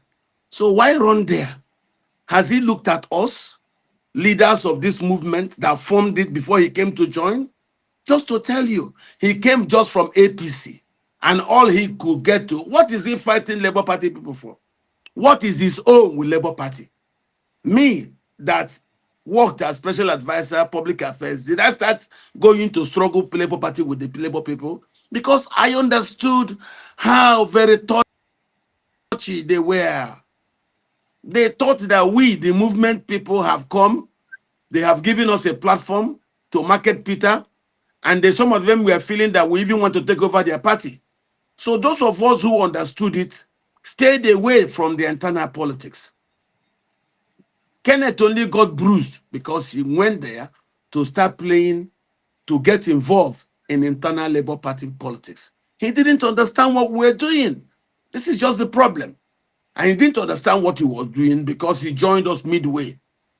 If he had looked at us that he met, who started this movement, he should have seen that none of us were willing to go and start arguing with Labour Party people. Leave them alone. My gratitude to Labour Party was giving us a platform to market Peter. Finito. I belong to the Biden movement, not to Labour Party. Okay, he just left, came from APC. He wants to join Labour Party. Now he's going to join ADC through Atiku. Well, go and meet Atiku. All we are asking him is, please, go work with Atiku Abubakar, but please stop insulting, stop attacking Peter Obi. That's all. Peter is like a young woman we are looking to sell to husbands. Don't start damaging her until those husbands have now agreed to say the girl fine or the girl no fine. Make no spoil the market where we get. So you think that's all. You think saying that, but first of all, make I remind Nigerians, all of you watching from all over the world, please kindly click on the subscription button, subscribe, like, and share this post so that it will reach the headquarters, them and the nooks and crannies where it's supposed to reach. So kindly like, share, and of course, subscribe to this platform. So you think that Kenneth Okonkwo did deliberately try to tarnish Peter Obi image? Why do you think he would do that? Because he's now working for people who are also competitors against Peter. That's all. He's working for Atiku, who is also competing for the public heart and minds like Peter. That's all. What will be his aim? What is his gain attacking Peter since? He has been attacking Peter for a long time when we kept quiet, but we won't keep quiet again now. There are people who own this product. You don't like him, go. Monkey no fine. Mama like him. We like him. We're willing to manage Peter the way he is. He doesn't need to be perfect for us to accept him. He's all right, I beg. Don't spoil Peter, I beg. Stop attacking him. Kenneth, I beg. No verse. Stop attacking Peter. Leave Peter alone. Go and work with Atiku. We accept. You don't go. Go meet your new Oga. Leave our own alone. Stop attacking him at every point. I heard him that Peter attracts urchins, low life people on the street. I was going to ask you on that. If I make I even just play just an excerpt. I know add the part where they cause them serious because it costs well. I know add that serious. Why has Peter Obi But that not shows you debunked? how very angry he is. That shows you how angry he is. Why has Peter Obi not debunked such useless lie that somebody is lying with his name? It shows a leader that cannot even defend the truth or defend people who have even worked for him. Katch, these are the kind of problems that Peter Obi has, attracting even street urchins, classless street urchins. So we buy you there. I saw another classless street urchin of the cookie, so cookie level, no cookie. All those rabies infested, dogs that anything you do because they are ill-bred, they are very ill-mannered, ill-tempered street urchins. These are kind of followers that he's attracting now. So we buy you there. What was that? What's so we buy you there? I don't know what it is. But this, can you imagine in a society that other leaders are attracting distinguished people? The people you're attracting are street urchins of the people that fabricate things that are non-existing. Please, there is nothing wrong whatsoever in lobbying for any political post if you're a politician. So if I lobbied for any, I'll be bold enough to say I lobbied for this post. It's not a crime. What is wrong with it? Liars. Let them continue following their kind of leader that they are just. And to come back, insisting that our diversity will be respected. I'll tell you something that you may have not known. Part of the reason that Atiku Abubakar had not been president before now is his insistence on respecting our diversity. In 2007, when he contested for the president, he refused to choose a fellow Muslim to be his vice. He refused to choose Bola Tinubu to be his vice. Because he said, as far as Nigeria is concerned, it must be Muslim Christian ticket. In 2015, when Buhari won in the primary election, Buhari was contemplating to choose a fellow Muslim. Buhari went to Atiku to ask for Atiku's support after the primary. Atiku told him, I will support you on one condition. You cannot choose a fellow Muslim to run. And Buhari, it was tough for him because he knew the commitment. Then after a while, he came and gave his assurance to Atiku, and Atiku Abubakar supported Buhari. So, because he is exposed, he's well traveled. All right, so that interview was in Symphony TV, and that video clip is courtesy of Symphony TV. As I make I quickly just put them out there. So you hear a few things we say talk. Nigerians once again make a reminder and make on a click. So I need to pay money for subscription. Pay, subscribe. Just click on the subscription button. Click on the like button. We are over 600, almost 700 people watching at a time. That's right. And we are just have barely 100 likes. Please, let's all like and subscribe, please. I beg you guys. Don't vex now. We'll continue to push this ministry. We're gonna like, subscribe, share, and make this post go far. So you hear the things in way he be saying in talk for inside there. And there was something he said. I'm sorry, please forgive me for me to mention it. He said you have a health issue. Health issue. I don't know. You know he's an actor. Actors can lie. If I have a health issue, I would know. Unless he saw it from TV. I beg, let him tell me the health issue. Is it malaria? Or which one? He said it's a degenerative. He said degenerative. You know, I don't have any degenerative illness. I don't have any of that. It's just story. You know, Kenneth thinks that politics is acting. It's not acting. This is reality. He lacks the depth.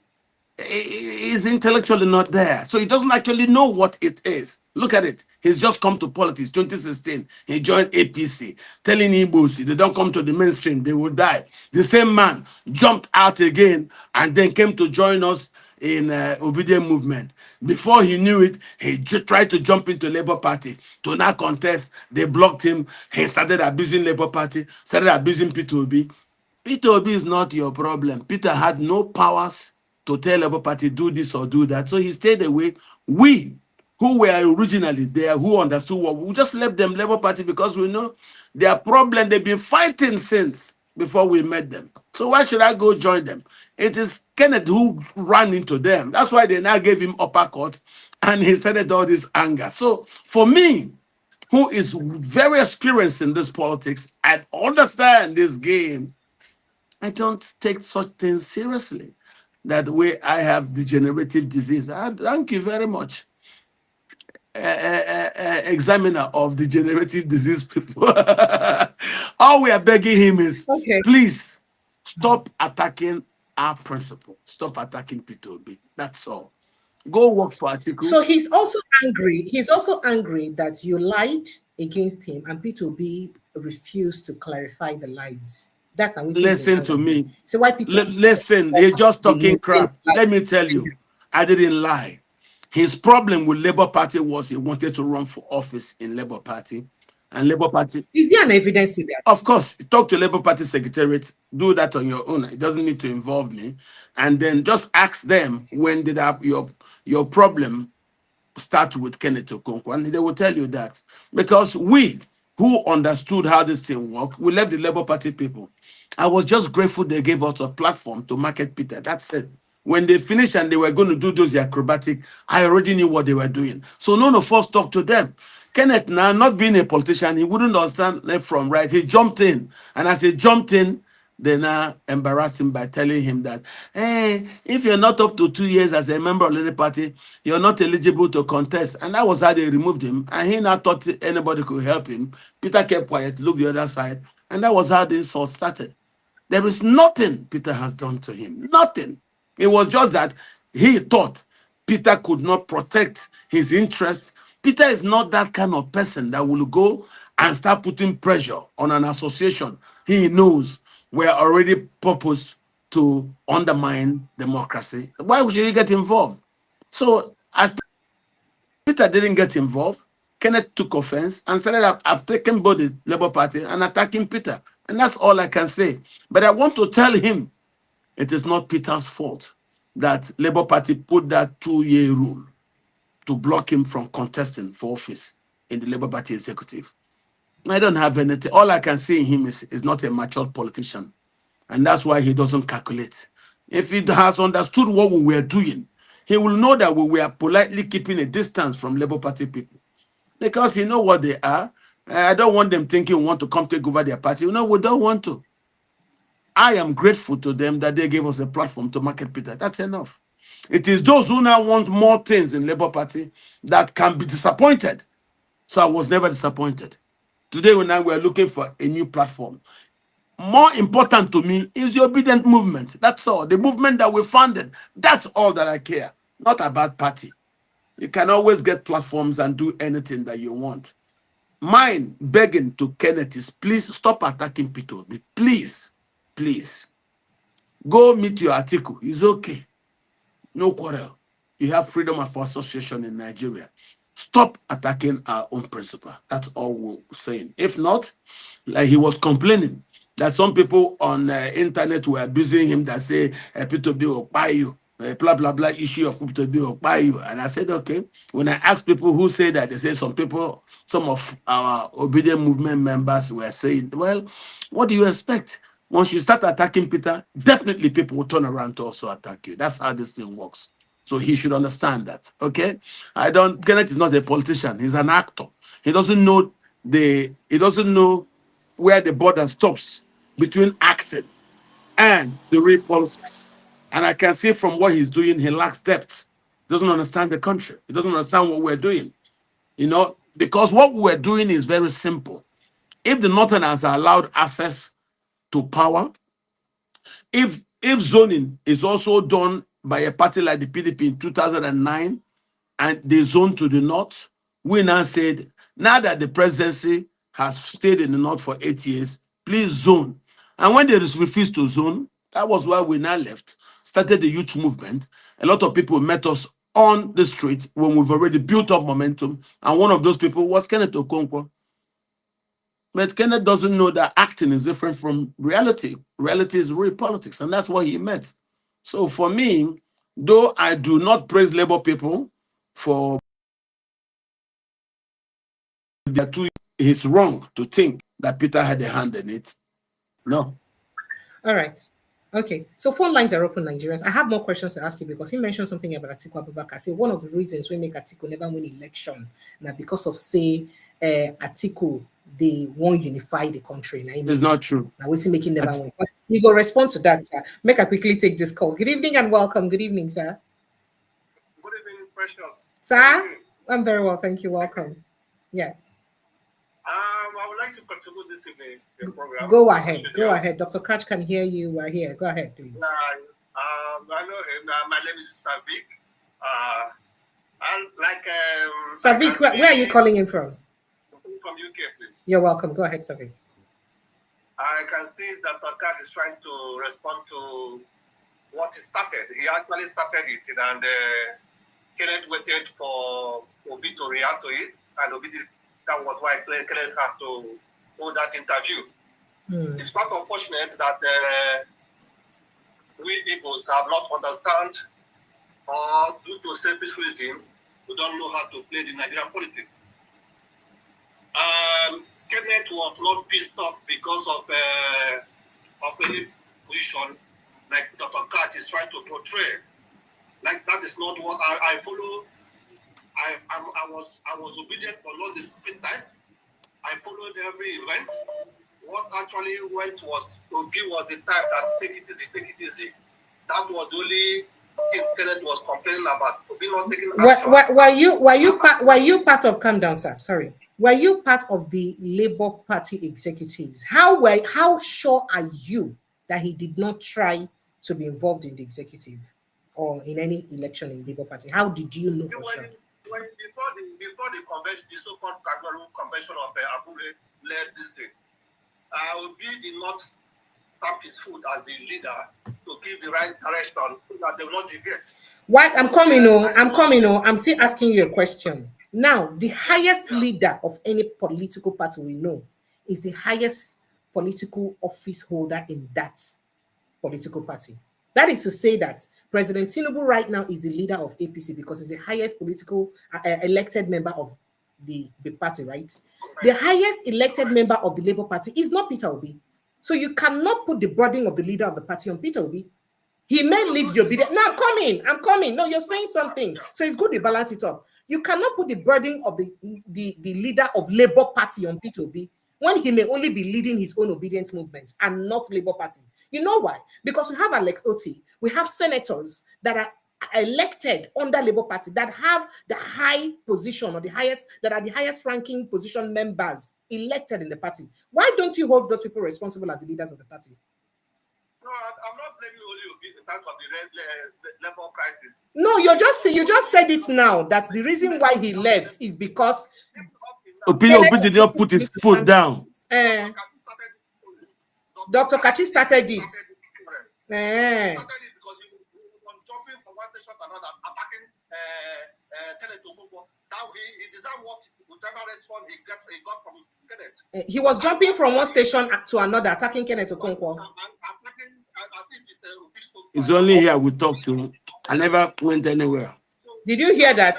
Did you hear that? No. Do you have evidence? No, calm down now. Okay, no go the rush. If you want, it's only on this program that we spoke. Understand? You cannot come and say your mind and just leave. You go verify your mind. You'll be open to probing. Please give me name the stations where in attend, where in talk this thing. Give me evidence now. Make I shame him in the year. Tell him to just give you just one station. That is only in my platform here he's come. So show me. And then in this my platform he came. Honestly, I can't remember. Please, if there is evidence, go back to the videos where he attended. Calm down and listen to me to finish asking you question now.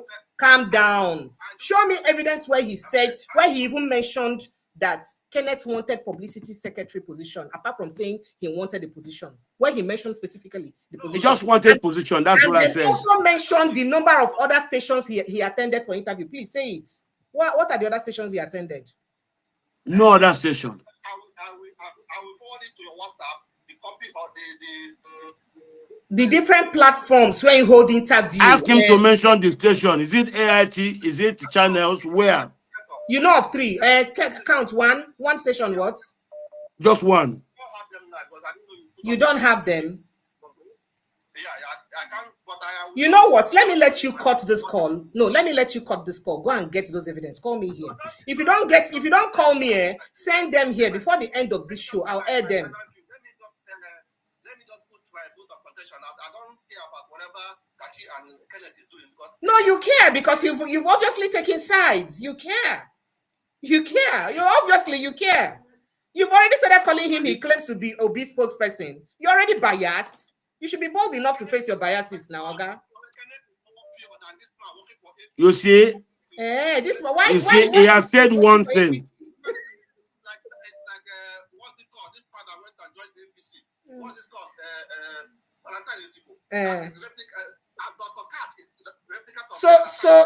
So the same Dr. Katch is accusing Kenneth of joining Atiku Abubakar and using Atiku to rubbish Obi, and you don't have a problem with that if it is true. You don't have a problem with that. Oh, so you support, it will only take a northerner to defeat an incumbent. So in your mind, you feel that, calm down. You're not going to rush, they tell me something, calm down. Let me get platform and they moderate. So your bias is that you feel that it is only going to take a northerner to defeat incumbents, and Peter Obi and Dr. Katch are not working in cognizance with that your narrative, that only a northerner is needed to defeat Tinubu, and that's why you're angry.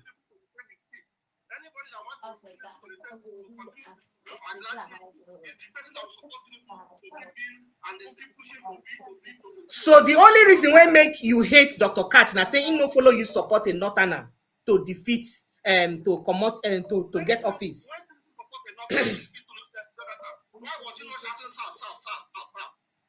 When Tinubu do it in? Did you not hear him here when he was saying he was a call Jonathan person, that he fought for Jonathan? Were you in the dreamland? He said it here now. I'm a Jonathanian to tomorrow. Did you not hear what he said? He said he fought for Jonathan. So show him evidence that he's lying. You see, I like people they talk on evidence. Show him evidence saying they lie, saying no work for Jonathan and didn't work for Buhari. Oh yeah, show him evidence. I did 8 debates against Lai Mohammed live on live television.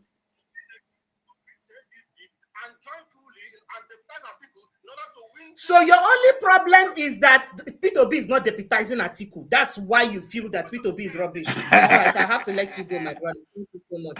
You said your mind there. Thank you so much. I appreciate everyone. Thank you very much. Phone lines are still open, my people. 0817-029-4077. That's the number to call. 0817-029-4077. Honestly speaking, now your mind, anything will be say you believe like this, now your mind, you get the right to think within you think, and you get the mind to believe within you believe.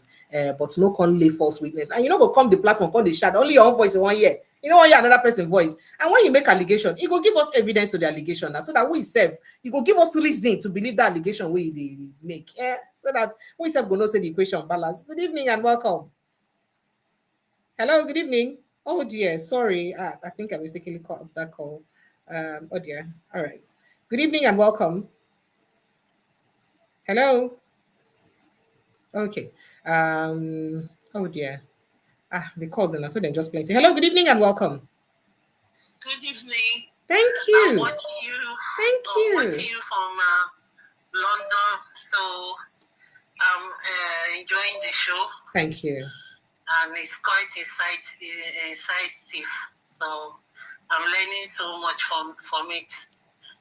I just want to inform you that we have so many people watching you all over the world. Thank you. Keep on with the good work. Thank you so much. Right, thank you. God bless you. Thank you so much, and keep watching. Thank you so much. Hello, good evening and welcome. Good evening. Hello. Hello, good evening. Hello. Yes, good evening and welcome. Hello, precious. Sir. Good evening. Thank you for everything you do. Thank you, sir. I really appreciate you for at least letting us, you're letting us know what's going on as well. Thank you, sir. And I also want to thank Dr. Katch. Yeah, that's it. Dr. Katch. Just end it as Katch. Katch for short. Okay. Yes. Go ahead. Thank you very much. My take quickly. Yes, please. Please tell everyone they should back off Peter Obi, please. Why? Because he's the only. I believe, like I said, I believe that for me, I'm only saying what I feel. Is the only way forward. At the moment, it's the only politician we see that can lead that country forward. At least that can bring change everybody's craving for. So, and as for the other caller just now, you could see, some of them are all working against, because I believe some of them are working against the progress of that country. Why? No, people get the right to support who they want to support. The fact that they support anybody, no mean say they work against progress. Don't see them like that. You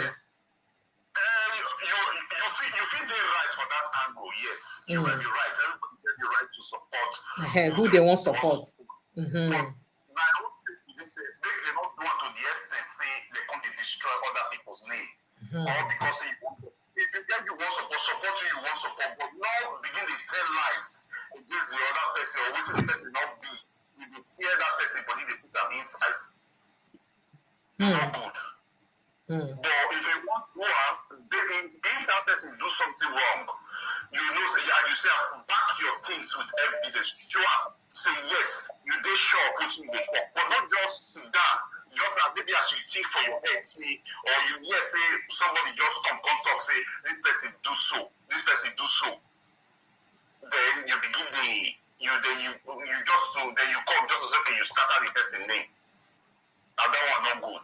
Like Peter Obi as in everybody is there. The guy that guy as in everything he does is like na open book. You don't get one thing you want to criticize that guy. So I think you see say supposing they see anything on that. By now I don't believe say Peter Obi will walk out freely. I don't believe it. Supposing these people will be against that since all of them. They don't see one thing you use against that. Me and you know say that guy not work out, if not work out freely due to the kind of stand. So please, make them stop all this nonsense. And I pray now INEC is the problem of that country. If they can stop INEC out, nothing. If INEC is sorted out and everything is free and fair, like I said, come for 2027 before 12 p.m. Peter Obi will be the president of Nigeria. All right, thank you so much. Thank you. All right, phone lines and CD open. Plenty people see our backyard to call, and the phone lines just the buzz non-stop. But make I go. I don't even know. See why that Juma see you at the backyard? Just hold on there, hang in there. Let me just talk to people a little bit here. May they not say I abandon them. Make I talk to them for call here. I will bring you in. So just remain where you did small. I beg, no vex at all for us. Okay, so let's see. All right, T.Y. Danjuma, welcome. Today you wear suits, T.Y. Danjuma. What's going on here? I've not seen your coats before. Yeah, once in a while I do that. How are you? Good evening. Fine, good evening. Well done. You're doing great. Dr. Katch. I will still put your hold small. Make I just quickly talk to this person. Okay, take the calls. All right, hello, good evening and welcome. Yeah, good evening. Sir, you're welcome. Yeah, my name is Chuks. Chuks, right? You're welcome, Chuks. So yeah, go ahead, sir. Yeah, my own is electoral reform, and I'm still putting it to Dr. Katch. No matter what effort he puts, right? I don't think it's worthy more than the effort of changing our electoral system. Because if it will be a walk in the park. And I don't know why Dr. Katch is running away from it. I had the question he asked. What is wrong with people who were in power before? They don't see the need to change the electoral reform. Now they see the need to change it. What is wrong with that? They have problem with that. And the last one I'm going to say to you, please, precious. Yes, please. Dr. Katch said that Kenneth Okonkwo seek for a position. He ought to bring that evidence, not you. He ought to bring it to avoid all these arguments. Because that's how it works. He has to show us, hence he is the one that said that he was right for a position. That's why all these problems. So he has to bring it here so that we end all this. Not tomorrow, who we call in here, it will become an argument. Thank you. All right, thank you so much. I appreciate it. The electoral form is right away from that. Because the best gift you can give to Nigerians, push. Okay, why in they run away from electoral reform? Now the question we ask. Okay.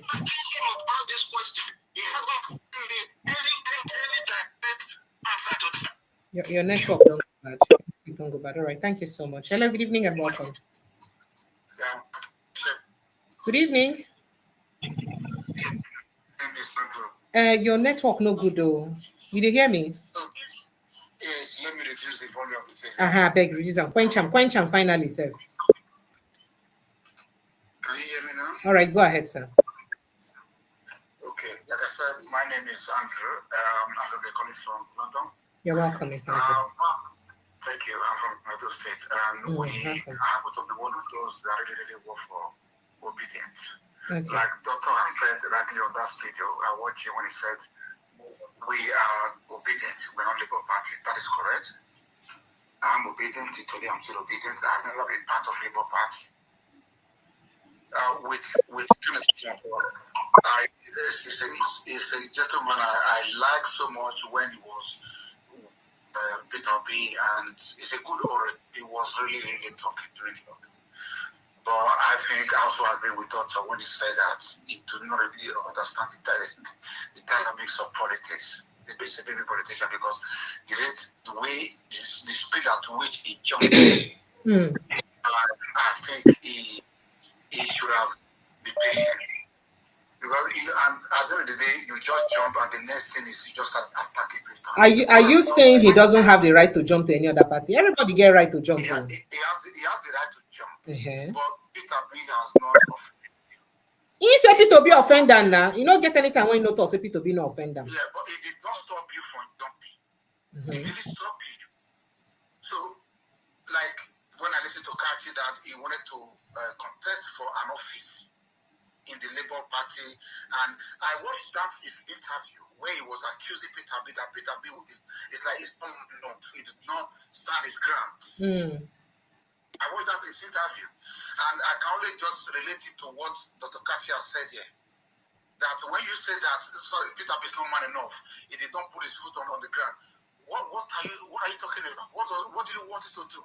He made a party structure, a party that gave him a platform to run for an office. Then you just want to attack that political party all of a sudden? It doesn't work that way. So we would have forced him. You expect Peter B to force you on a bullet? Or I don't understand. So for me, he should calm down, because at the end of the day, Peter B is a man, is a gentleman. When Atiku declared to run for 2023, in that declaration hall, Peter B was there. And I remember very well, the question they asked Peter B, why are you here? You want to contest as president, you are attending another candidate declaring. He said, it's my friend. That does not stop me. And that's who Peter B, from the time I worked with him as an obedient, because I was really committed obedient, that's the kind of person I see to be. Attending a declaration does not mean that he's not going to pursue his soul. He's a very loyal person. That's what we're saying. Okay. And even with this ADC, Kenneth Okonkwo, we never can tell. Peter B is still very much in that race. What if he end up getting that ticket tomorrow? What can it do? So if you can't, that's just my own conclusion. Thank you. All right, thank you. Thank you so much. Okay. See why Danjuma, no worry. Make I let you talk more before I go back to more calls. Go ahead. Okay. I don't want to discuss Kenneth Okonkwo, because for me it's inconsequential. Peter is frustrated, and this is not the first time he's speaking ill of people. But let me just leave that, because I don't think it was any consequence. He has the right to associate with anybody that he wants to. But if you look at what he said in his latest, I think he stepped offline. Let's leave that. But the worry is, why are all these attacks, these barrages of attacks from people coming in? They use all kinds of people. They've used the attack dogs, they've used the Kajogi, they've attacked this person, his family, his children, his wife, they've attacked his personality and character, they've tried to, go into his business dealings, they tried to, give a different narrative of his tenure. as governor, but the facts are there. Anybody who wants to go and check, and thank God for Google and GPT, you can get whatever you want concerning his tenure. But these are all things that they're doing to rubbish him. And the critical question is why Peter Obi, why someone who came third? They never say anything about Kwankwaso. They don't say anything about the person they say he came second. So why is it every time? And to now think that, okay, all these things haven't worked, maybe we'll look for an Igbo man to use against, Obi. Let's use someone within who claim, quote and unquote, to be an obedient and to be his spokesperson or a former spokesperson. If we can use him, and then we can demarket him, or we can compel him or try to talk him to take up play second fiddle, be the vice presidential candidate of Atiku. That way, you'll be playing into a narrative. That is to say, if Obi runs, becomes the presidential candidate, then that expires Atiku's, ambition to become president. If Obi goes on his own, then the chances are that Atiku will fail again as he's been failing before. you know. And then that's something good for APC. So in all these things, I see the hand of APC. I see people who are also sympathizing with Atiku and who would want Atiku to take a win, run again. But all said and done, it just People indicates. don't talk and I go even like Dr. Katch react because just like that corner talk, if not that it was a bit too, I don't want to say I don't know how to explain whether brash the way he presented his facts. He was just shouting and yelling. If not for that, I would really like to see the sense of voting in the talk. When in talk say it can only take a northerner to defeat it, why do you think people have that notion, Sir Dr. Katch? Because I think it's a very important point we be say then the raise, just based on what Tinti White and Juma concern be. Wasu. I will tell Dr. you. Katch, did you get that? Yes, I will tell you. These were the mindsets we've had, the perceptions we've had as we got out of military rule. The military rule kind of tried to force us to say that some people don't belong, some people will never be voted for. What started this crisis in the PDP? I was called by my late friend, Lemon Deposi, and I got there. He said that he's seen what I'm doing. He's not happy that I should come join him. Let us work for Atiku. And I said, no, I don't think so. That the North have ruled for 8 years. I think that the pendulum for presidency should go to the South. He told me that have I heard what is being preached in the mosque, that nobody from the North should vote for anybody from the South or the East. I said those things will not daunt me, that it is the turn of the South, and I think the East, and that we're willing to. He said, but you don't have a candidate, I will find one candidate. So there is that perception, there is that mindset. And of course, you hear Kenneth say it. That's why I tell you, Kenneth is not a politician. He doesn't understand the data I had. And I went on. And despite all those things I was told by people who are very close to me, I still said no. I sought until I found a candidate. The candidate, thanks to Labour Party, they gave us a platform. We marketed that candidate and we changed the country in 8 months, only 8 months to election. So if we could do that in 8 months to election, of course, that candidate now became what everybody is talking about. And yet, as you can see, one of my brothers, Kenneth Okonkwo, who came, suddenly was cajoled by those people, and they took him, and they now set him against this my candidate, who is Peter. And that's why we're having this conversation.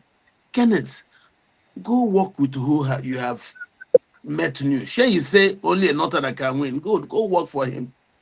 Allow me to continue to sell the market that I was selling before you came to join me. This market, I made this market in 2019. This particular market, I worked with him till he got to 2022. We now talked about what to do. When they now blocked us off in the party refused to zone. I started playing this game, got this market to the Nigerian people. You liked him, others liked him. Now that you think you want to go over to another place, no problem. But please stop attacking the market. That's all we say. That's nothing big. I have nothing personal against Kenneth. I don't even take those Okay. words he said, all those abuses. Those things don't mean nothing. I'm used to it, and I'm in the public space. So bottom line, you're indifferent about waiting. They talk saying na not and only na go fit defeat Tinubu, and that's Igbo people are not playing Those good are just politics because those are not proper talks. Those people don't have access to the data sets I have. They told me this same thing in 2022. And they said that this, I said that is not true. The momentum, young people want a good country. And once you can give them a good candidate, this and this will happen. And we were able to find a good candidate. The message the candidate was preaching resonated with young people. Young people joined us, and we changed history. What I'm still telling you is, from the set of all the people now marketing themselves, I still believe that that candidate I have, that product I have, I want to sell, still seems the best that I can still present to the generality of Nigerians. What you've seen now from Kenneth is nothing. I'll see it from everywhere. You will see it every day. The fact that we saw all these kinds of preachings, of doubts, and we continued with only 8 months to election, and we continued and then changed the country politically, and then built a beautiful organization, the obedient movement that everybody now wants to work with. I don't have issues with anybody and what they say. Mind your own. Allow me to continue to project and sell that product that I have. That's all. So people will always have their own opinions. Those who don't like it, like you had that man said, he wants it because it is this and that and that and that. Somebody from only one region. It's not true. I knew when we were going into election that the electoral reforms done was good enough. I knew they were going to deploy beavers. I knew that as they would demand biometric authentication before anybody can vote, I knew the phantom numbers wouldn't come. The phantom numbers didn't show. That was why INEC stopped the collection of results. And when we asked, they say it's a glitch. And they started writing results by longhand. And then the acrobatics that were announced while Nigerians were still sleeping. Does it daunt me? No. I continue. Because I know Nigeria is like a big python. You won't just kill it with one big smash. You continue to hit it until you weaken it. And that's what we're doing. So we have tried 8 months to election, and they played us out. It doesn't mean we should stop. We're continuing. All right. Thank you, sir. Let me let you why Danjuma finish. I have a lot of more questions to ask around that area, but make I let you finish, see why Danjuma. Yeah, well, I want to ask Dr. Katch. Atiku ran under SPP when Abiola and Ingrid, ran, and he lost. Well, they say he conceded. They begged him to concede, but he didn't emerge as presidential candidate. Under SPP. Now under PDP, he ran, he lost, he left PDP. He ran under PDP 2019. He lost. He ran away to Dubai, and we had no leader of opposition. It was me taking the risk, speaking every day on television, leading opposition. Atiku ran away. He was living in Dubai. That was while I was doing those work. Okay. That was when Osibanjo said he will remove his immunity. He will take me to court. I am that Nigerian. And I called his bluff. I said, Yemi, if I see you near any court, I'll open chapter 2 of my files on you. He never went to any court because leaders called me, like Obasanjo said, he won't do nothing. Don't listen to him. For him to be able to take it to court, he must remove his immunity. The immunity is on the office, not on him. And so one leader asked me, do you think he will resign because of you? I said, no. He said, don't mind him. He will not take you to any court. And that was what I knew, because if he wanted to now remove the immunity and take me to court, that means to take me to court. So I just kept quiet. Osibanjo never could take me to court because what in the law, his two sons wrote me what they call the pre-action notice that I should. And what I said was very simple. I went to blame him for all the problems we saw at NEMA because he was supervising of government official on top of NEMA. And there was a public hearing held by the National Assembly on NEMA. And all the blames were put at him. I took it public. I blamed him. A lot of the things we're seeing, Yemi said that I was damaging his name and I was smearing him, that he will remove his immunity, he will take me to court. Osibanjo, people were calling me left and right. I was laughing. So one leader called me, a former president, and I went to his house and he said, don't shake. Nothing will happen. For him to be able to take it to court, he will have to resign.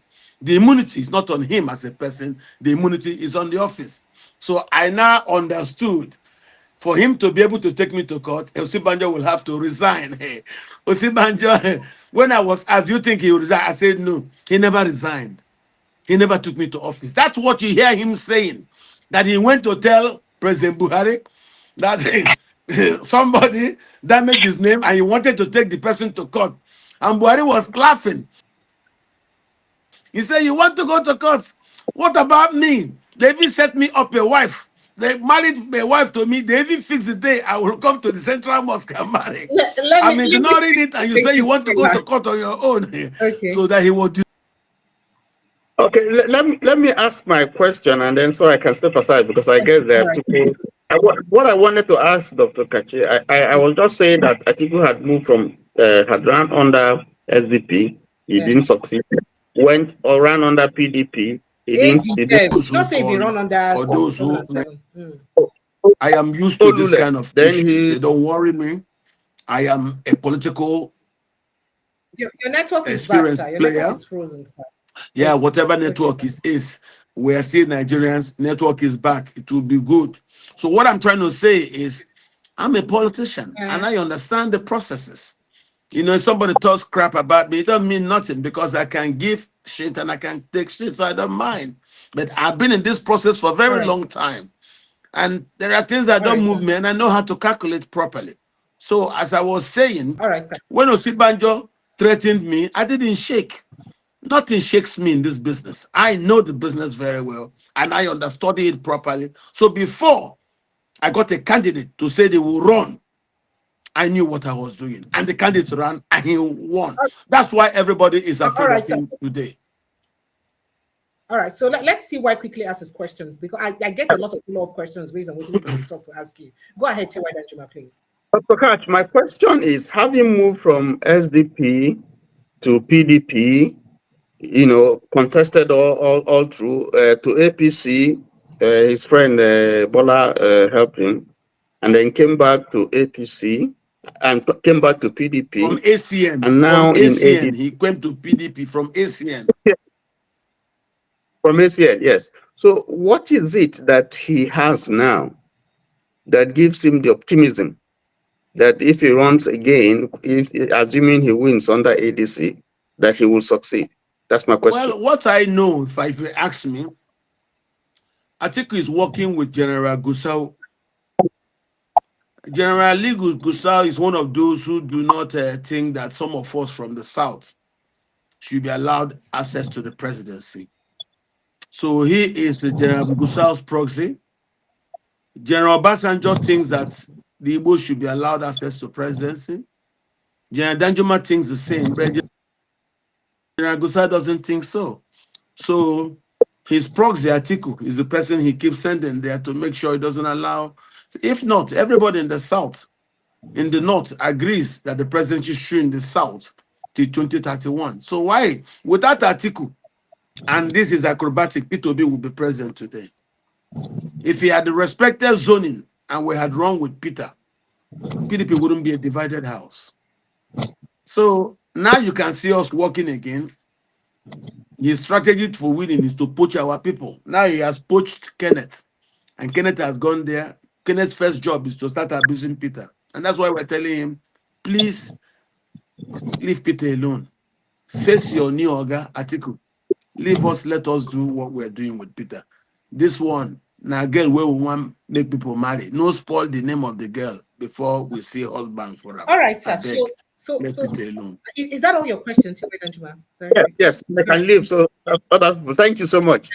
Thank you. All right, before I ask my follow-up question, this caller has been waiting for over Thank 40 you. minutes. Good evening and welcome. Sincere apologies for putting you on hold for this long. Go ahead, please. It's okay. Good evening. Good evening. What's your name, sir, and where are you calling from? Okay, I'm Ernest calling you from Ikeja. Can you hear me? Yeah, I can hear you. Go ahead, Ernest. All right, I just want to quickly reply that caller that says it takes only a northerner to defeat the incumbent. Please, I want you to know that it only takes a man that is generally accepted by, as that has the majority, that has many followers, that has people, that has more competence, you understand, that is more credible to defend the particular tribe or a particular region person. It takes just an individual that is generally accepted by many to defeat the incumbent. Remember, 2011, Jonathan ran with a northerner, which is a Buhari CPC. You understand? He was an incumbent, all right? And a northerner couldn't defeat him. So what are we saying? Of course, it was an incumbent by 2011, I can remember, yes. And yes, because he was completing Yar'Adua's tenure, and yet Buhari did not. In fact, a lot of people believe, say, if not be because of, say, the NPDP come together, come join the APC, say therefore no fit even defeat Jonathan for even 2015.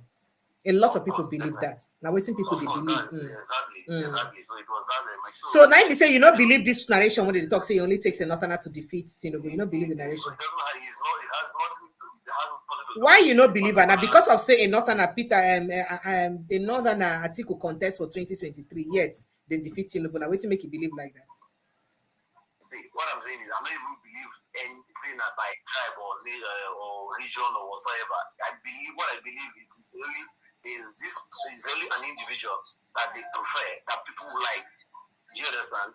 That is marketable, that is generally acceptable. They only take that individual.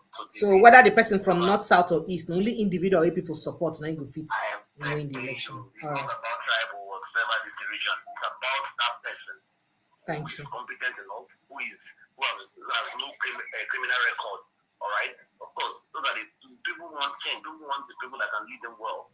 All right. So that is just why people are flocking around Peter Obi. And so far, and I've seen him that yes, he's the one who has no criminal record. Do you understand? He's the one that is different from every other candidate. So that is why he has more followers, more people that want to vote for him. Imagine a first timer who had equal state with every other old politicians. Imagine it was to a trusted state, even winning Abuja inclusive. But people go tell you say the dynamics not be the same this year. The dynamics not be the same again. So you're not gonna be the same for 2027. Even the dynamics, I am telling you now, even he has a higher like how would I put it? He has more chances of winning even compared to that of even 2023, because you know why? Most people that even voted for this very present government are even regretting. Most of them are disappointed because they were thinking that this their principal will even do well, their principal will do better. But at the end of the day, most of them are disappointed. I'm telling you, a lot of them are even regretting. So it means even Obi is going to have more votes as it is now. So that is just the dynamics. They don't even understand it. They are thinking it's just by incumbency. You understand? All right. And it's not going to be easy for them to even read, because it's easier for you to read when you have votes to compare with whoever you are contesting with. But when the margin, the gap is even more, it's higher, it will be very difficult for you to read. That is just it. All right. Remember, that was what happened in Lagos State. All right. Even though they are rigging, at the end of the day, they still could not rig to even beat down this thing. Thank you. So that's just it. Thank you. Thank you. Thank you so much. I appreciate it. All right. So, Dr. Katch, a lot of people think that the Igbos are not playing wise politics.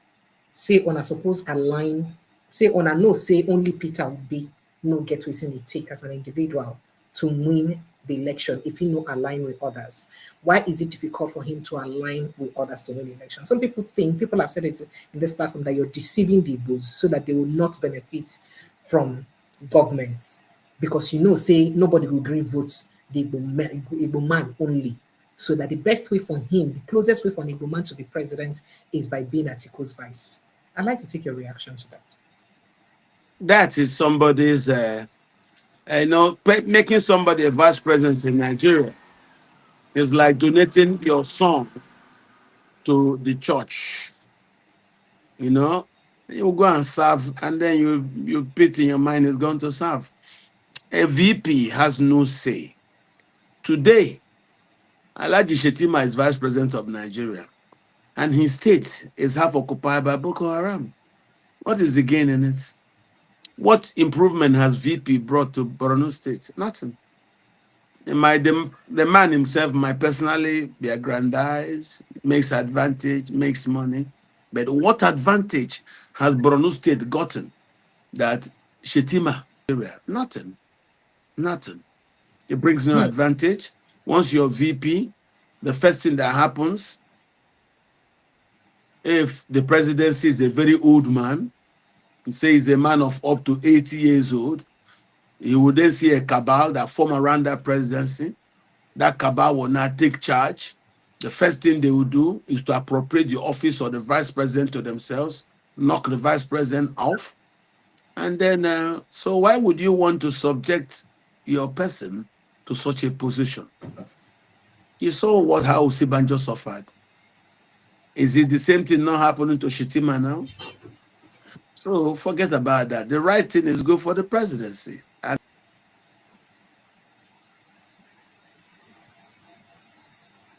oh dear. Okay, I think the network has gone bad again. So let me just quickly jump on a call. Hello, good evening and welcome. And that's what we're doing. And we are very happy. Okay. We are very happy to make what we're doing. We want Peter to run as yes, I can hear VP. you. Please hang in the editor. Catch. There's nothing wrong with it. All right, thank you. All right, sir. All right, go ahead with your call, please. What's your name and where are you calling from?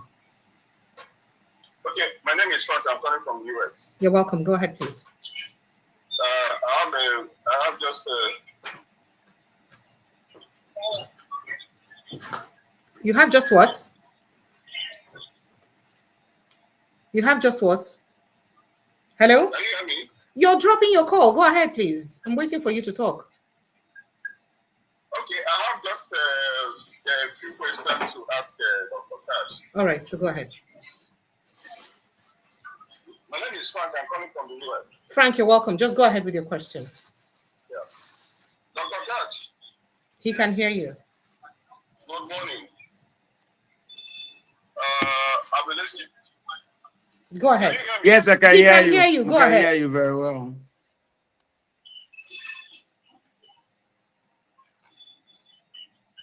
I think you're trying to listen to yourself in your device and on phone at the same time. So it's distracting you. Oh, dear. He's trying to listen to himself both on the device and on the phone. So now a lot of people, they ask questions, say, the Peter Obi himself said, you don't get any party where you contest inside. Now, waiting they talk.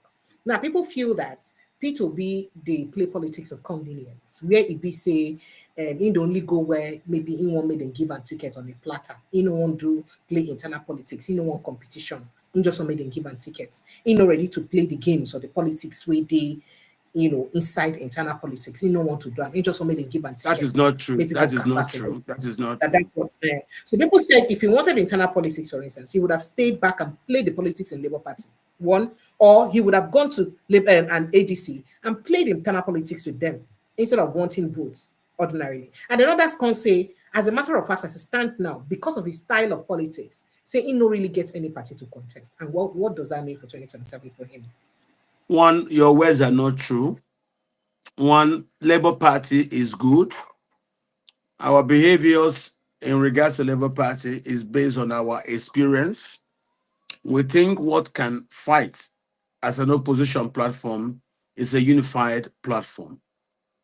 We think whether it's Labour Party, PDP, ADC, all of them need to come together for you to be able to challenge the incumbents. That is primarily in our hearts. So I really do not think the idea is looking for what branch to stay. But I can tell you, In the next 30 days, we'll be able to clear the issue of platform and we'll announce to the world what platform we will be taking. ADC is an idea. It's not yet a political party you can go to, to sleep about. No, it's an idea. It's an idea. Okay? What we are asking for is the same way the parties zoned to the north in 2019, and we should also zone to the south, not to give Peter ticket. No, if he zones to the south, we'll compete among the southerners. We have seen the PDP do it, and it becomes institutionalized. That means my children tomorrow will not fight. When the north takes 8 years, then it comes down to the south for 8 years. If that stays, I will be happy that I did something. I was part of a struggle that brought this to become law, unwritten law, a convention that is respected by all the parties, formed to force inclusion in the governance of our diverse society. Secondly, and that's why you see those who just came to join us in the obedient movement, they didn't understand what we were fighting for. Okay, that's why you see they just fall off and then they start talking what they don't understand, because they don't understand what the thing is. As I was saying, some are not politicians. They only just jump in because they see a lot of noise and they see that we generate a lot of momentum and they just want to be part of that momentum. No. Underneath it, there is real politics. And that's what I'm trying to explain. When I started, me and Doyle, we started, this is why we started it. So those who came to meet us need to understand. And that was what I told Peter on the phone. I said, no matter what these people tell you, we started an argument in the PDP that they should respectfully zone to the south. PDP are about to decide on it. So they have decided on it. The other organizations that say, let us leave PDP and go form coalition, what we simply told them is, listen to the reasons why we started having our internal implosion in the PDP. Agree that the South should also get zoned to the way the North was zoned to in 2019, and you emerged. I served on that campaign as a member of the Presidential Campaign Council. And that's how it is. So, and that's what we're saying for. So the PDP have listened to us, have agreed, and have zoned to the South. That's all I'm saying. Treat me from the South as good as you treated the man from the North.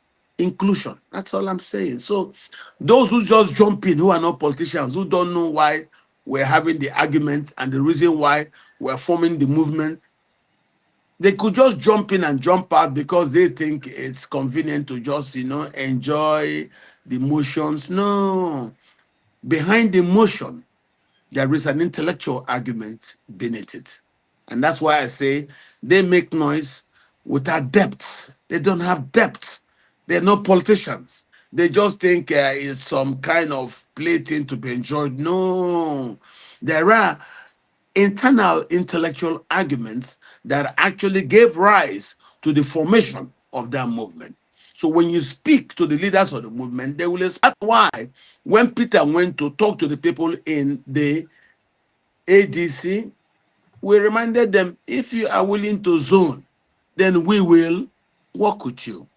So you had a fortnight ago, they said, Peter, you either start coming to meetings. How can you force a man who's not a member of your party to come to your meetings? It doesn't work that way.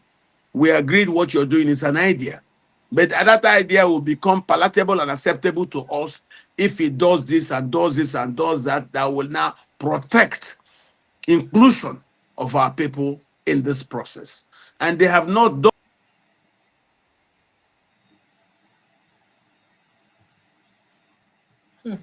All right, I think the network don't go bad again. Have to because get a few of involved these in things- dollarized okay. primaries. No, that will not happen. That will not happen. And we said we don't want to be part of it. So But the ADC they talk say they know. I mean, we interviewed their spokesperson here. He assured say they will get truly free and fair primaries when no good day centered on money exchanging hands. you have Are to you saying that is impossible? understand certain things. Yes, you see, it's only a house you built that you can be sure of the pillars. That house called ADC was built by Atiku. Peter Obi will never ever find justice in that house. And also politely go there, listen to them, but forget them. They're not serious. So the minute we form our own platform, you will see that that ADC will be depopulated. Mark my words.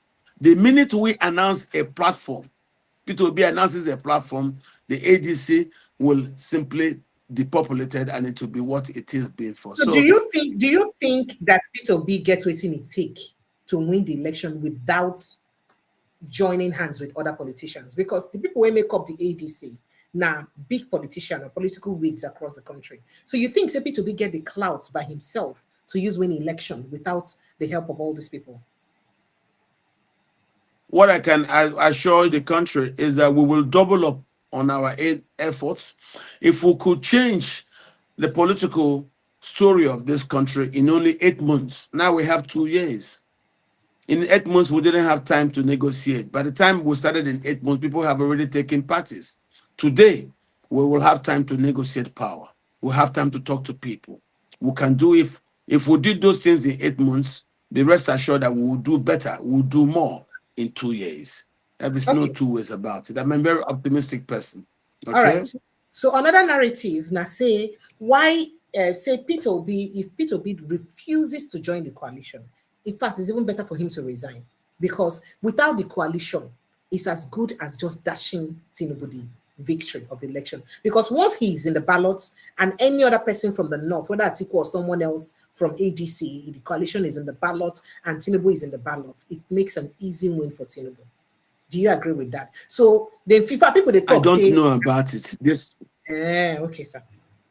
I don't know about this. I don't know about your permutations. All I know is that I have a product and I believe that product is very good for Nigeria. Allow me to market the product. In telling me now, you know, go work. That's what people told me that time. They say, but this is what they do. You know, get candidate. You know, go do this. Nowhere they go. Just the verse. I said, don't worry. I will get. I got a candidate, set a tone, set an agenda. The candidate stayed on that message. And the people started listening to him. And politely, as he was talking, people started coming to us in a very organic manner. And that's how I'm saying. So some came to us, some have left us and have run elsewhere. You're not going to have, you wouldn't have to force them. When we start our game, they will see how it is. Everybody have their ways. And I will tell you, Nigeria is not better today than it was 2-3 years ago. We're going to do our magic. We who know how to turn on the magic, watch. I don't have to reveal my plan to anybody, but when the time reaches, we will show you what we can do. Okay. All right. Let me quickly take this person. He's been on the platform waiting since. Make we hear what he get to talk. Hello, good evening and welcome. Good evening, Oga Peter Idogeni. Welcome. Hello. Can you hear us? I can hear you. Go ahead, sir. Very quickly, please. Go ahead, sir. Hello. I know you are work. You see, your audio no good. Most times when you call, your audio no dey good. Before you go think, I need agree take your call. Your audio no dey good. You dey hear the twitch for your audio, right? I don't know what it is like. Your audio no dey good at all. Your audio no dey good at all. So no dey feel. Okay, let's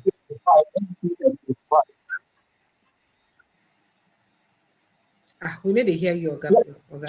So you say what happened?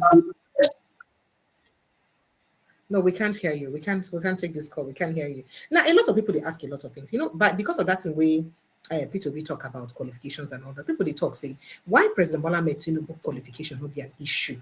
We suppose see an end to for the coming election.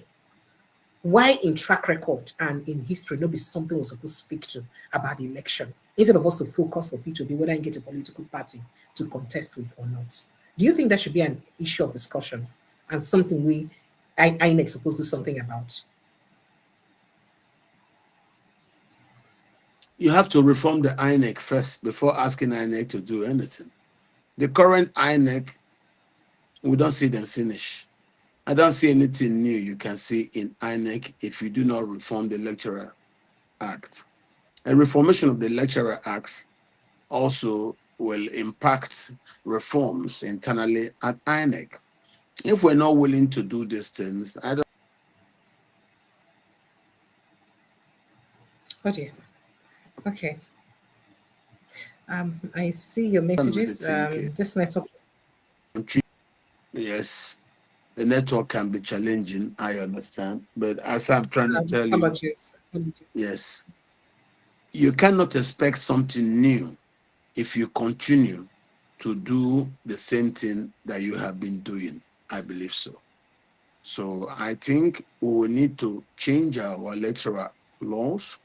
We need to invest more in electoral reforms and then be able to change INEC. Right now, the INEC as it is like a captured prison, and you're going to use the prisoners as they are to do the work you want. So if it's predictable 3 years ago, I don't see any changes about it if we haven't made any efforts to actually force changes.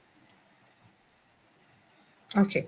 So waiting be Peter Obi chances if he gets another political party to contest, because a lot of people they talk say the obedience, they talk say going to a smaller political party now like giving people work again to start all over again from beginning, like they started with Labour Party. Is that not too much work? And then since he's not also joining so much on time again this time, at least he will give almost 2 years before he starts. What's be the possibility saying if we build enough structure before the next election? We have experience from dealing in 8 months to election. We were able to do what we did, and we know very well 2 years now to election. Once we can grip a platform, that's enough for people now to start doing what we should do. When we came out the last time with only 8 months to go, by that time, some people couldn't come to join us because positions had already been filled in other platforms. Right now, if we now have 2 years to go to election and we start and we set the platform and we have proper control of, I think things will be a little bit better, much, much better than it was in 2022, running to 2023 elections. All I have to tell the people is give us time. The movement is big, it's getting bigger, and we will tell you we will do very well. We will do much better in terms of organization. And we have also talked to a lot of people. The reasons why you see Peter being a friend to every political party, every platform, is that so that he can have talking relationship with these leaders in all places. So should he now enter a new settled platform and tells the people this is a platform we cannot work with, it's easy for them to get there. So that thing which we wanted to use APCs to do, it didn't work because of Atiku's strategies and plans. So we may just leave him in his ADC and move on to establish something where our leaders and our followers will be comfortable in. So you cannot solve the same problem by using the same leaders who cause the problem. It doesn't work that way. So you think we don't build enough relationship, across Nigeria to use That help? is true. You think he has built enough relationship? He has. He has built enough bridges across the country, across the parties, that if he now says platform, do the right thing. Those who want to work with him, that's what they needed was time. When we had only 8 months to election, they had no time. Now we have 2 months to election, they will have time to come join us, take positions, and we'll go together to where we're going to. We have no problems. All right, sir. Okay, a lot of other things concerns the way Nigerians they still get, but make a let you rest because he who talks about Nigerian problem and runs away lives to talk another day. So make I leave you. We've done 2 hours, pursuing 2.5 hours in this program. So I mean, I just need to let you go and refresh your mind and rest. Thank you. So that we go prepare to talk about Nigerian problem another day. But you said max in 30 days, say Peter Obi is likely to come out with an oh dear network. This network shall not go kill us. So, I can hear you. Dr. So you're saying that in 30 days or within now the next 30 days, let's even say within now and between now and the end of the year, we're likely to hear from Peter Obi in terms oh of yes, oh yes, oh yes. We have started the issue about platform acquisition. We're in great talks, and we've seen reactions towards what we're doing. Very soon we will tell the country about the platform. I have no doubt about that. I'm telling you this now because we have gone up to 95% on the issue of platform. I think we will have it settled in a fortnight from now. It's not an issue. So once we do that, since Peter have also built relationship with a lot of people, you cannot have a platform that belongs to the people. That's all we're trying to do. Labour Party, we borrowed it. That's why I still tell you that mine, if you notice, we the core people with Peter, we never run into a fight with Labour Party. Because for me, I'm grateful to them for giving us a platform. But not a platform. And Peter is not somebody that goes there and start bossing around. No, he's not that. He wasn't going to boss Abure them. He wasn't going to start fighting them or try to seize the platform. No, he wouldn't do that. And that's why you saw some people were not happy with him. He wasn't assertive. He wasn't being like a Nigerian boss to seize the platform, to take the party. We don't want to do that. If he's not going to come to you naturally, leave it alone. Now you have chance. Now you have time to build. And we can go elsewhere, take a brand new platform that we know is good, build on it, have other partners come there, and we solidify the platform and go to election. That's what we're going to do. We've shown them from 2022, 23 what we can do. Now they know that actually unite the greatest number of Nigerians, and that's what we want. Others believe in using their money to organize. We believe we can use, consensus to build. All right, sir. So there are lots of questions for you. One person talk here, no vex, I go to ask you another question. Person ask us, what you do to make sure so you win Kano, Kaduna, and Katsina State? And there's somebody else there on the line. We won't ask you a question. Good evening and welcome. Good evening and welcome. Thank you very much. Yes, please go ahead. Thank you very much, Precious. All right. Yes. Good afternoon, Dr. Katch. Thank you very much for being on the show. Good afternoon from my end. Thank you. So the question I have is, with the elections coming up so fast, I mean, we're already in 2026. That's how I see it already, right? We need electoral reforms, but we're not hearing enough of it. Because without those electoral reforms, I don't know if you responded to this question because I haven't caught up to the end of the show to, when you were answering those questions, but I just wanted to put it forward again. The electoral reform is one of the most important aspects of it, choosing the chairman, and how do we insist on that to ensure that there's transparency and we have the right type of chairman for INEC. That's the question I have. Thank you. All right, thank you. You'd like to answer that? Then before you answer my Cardassian states, Kano, Kaduna, and Katsina, go ahead, sir. I will say that every Nigerian who means well for our political system make comments on this electoral reforms. That was the first question I dealt with when we started this program today. Electoral reforms are very, very important. Without electoral reforms, we're not going nowhere. And electoral reforms is a continuous process. As we do one reform, then we now find out that, okay, we should make it by law that votes must be transmitted electronically. And for them to be received, the ones transmitted electronically has to tally with the one that is also confirmed from organizations who are there to validate what INEC says. That I agree. So it's a continuous process. Today, I very sadly say that the country is in a state of capture, and that's why those who have captured, they do not want to move. But like I had known historically, nothing lasts forever. We'll get to the point where you will see on their own, they will come and they say they now want electoral reform. It will happen. Just don't lose hope. Stay there at the door, keep pushing. One thing I know, bad things don't last forever in Nigeria. They always have expiry date. Abacha had expiry date. Babangida had expiry date. Nothing lasts forever in Nigeria. But be strong enough to be there that once the opportunity comes, you're part of those who strike it hot.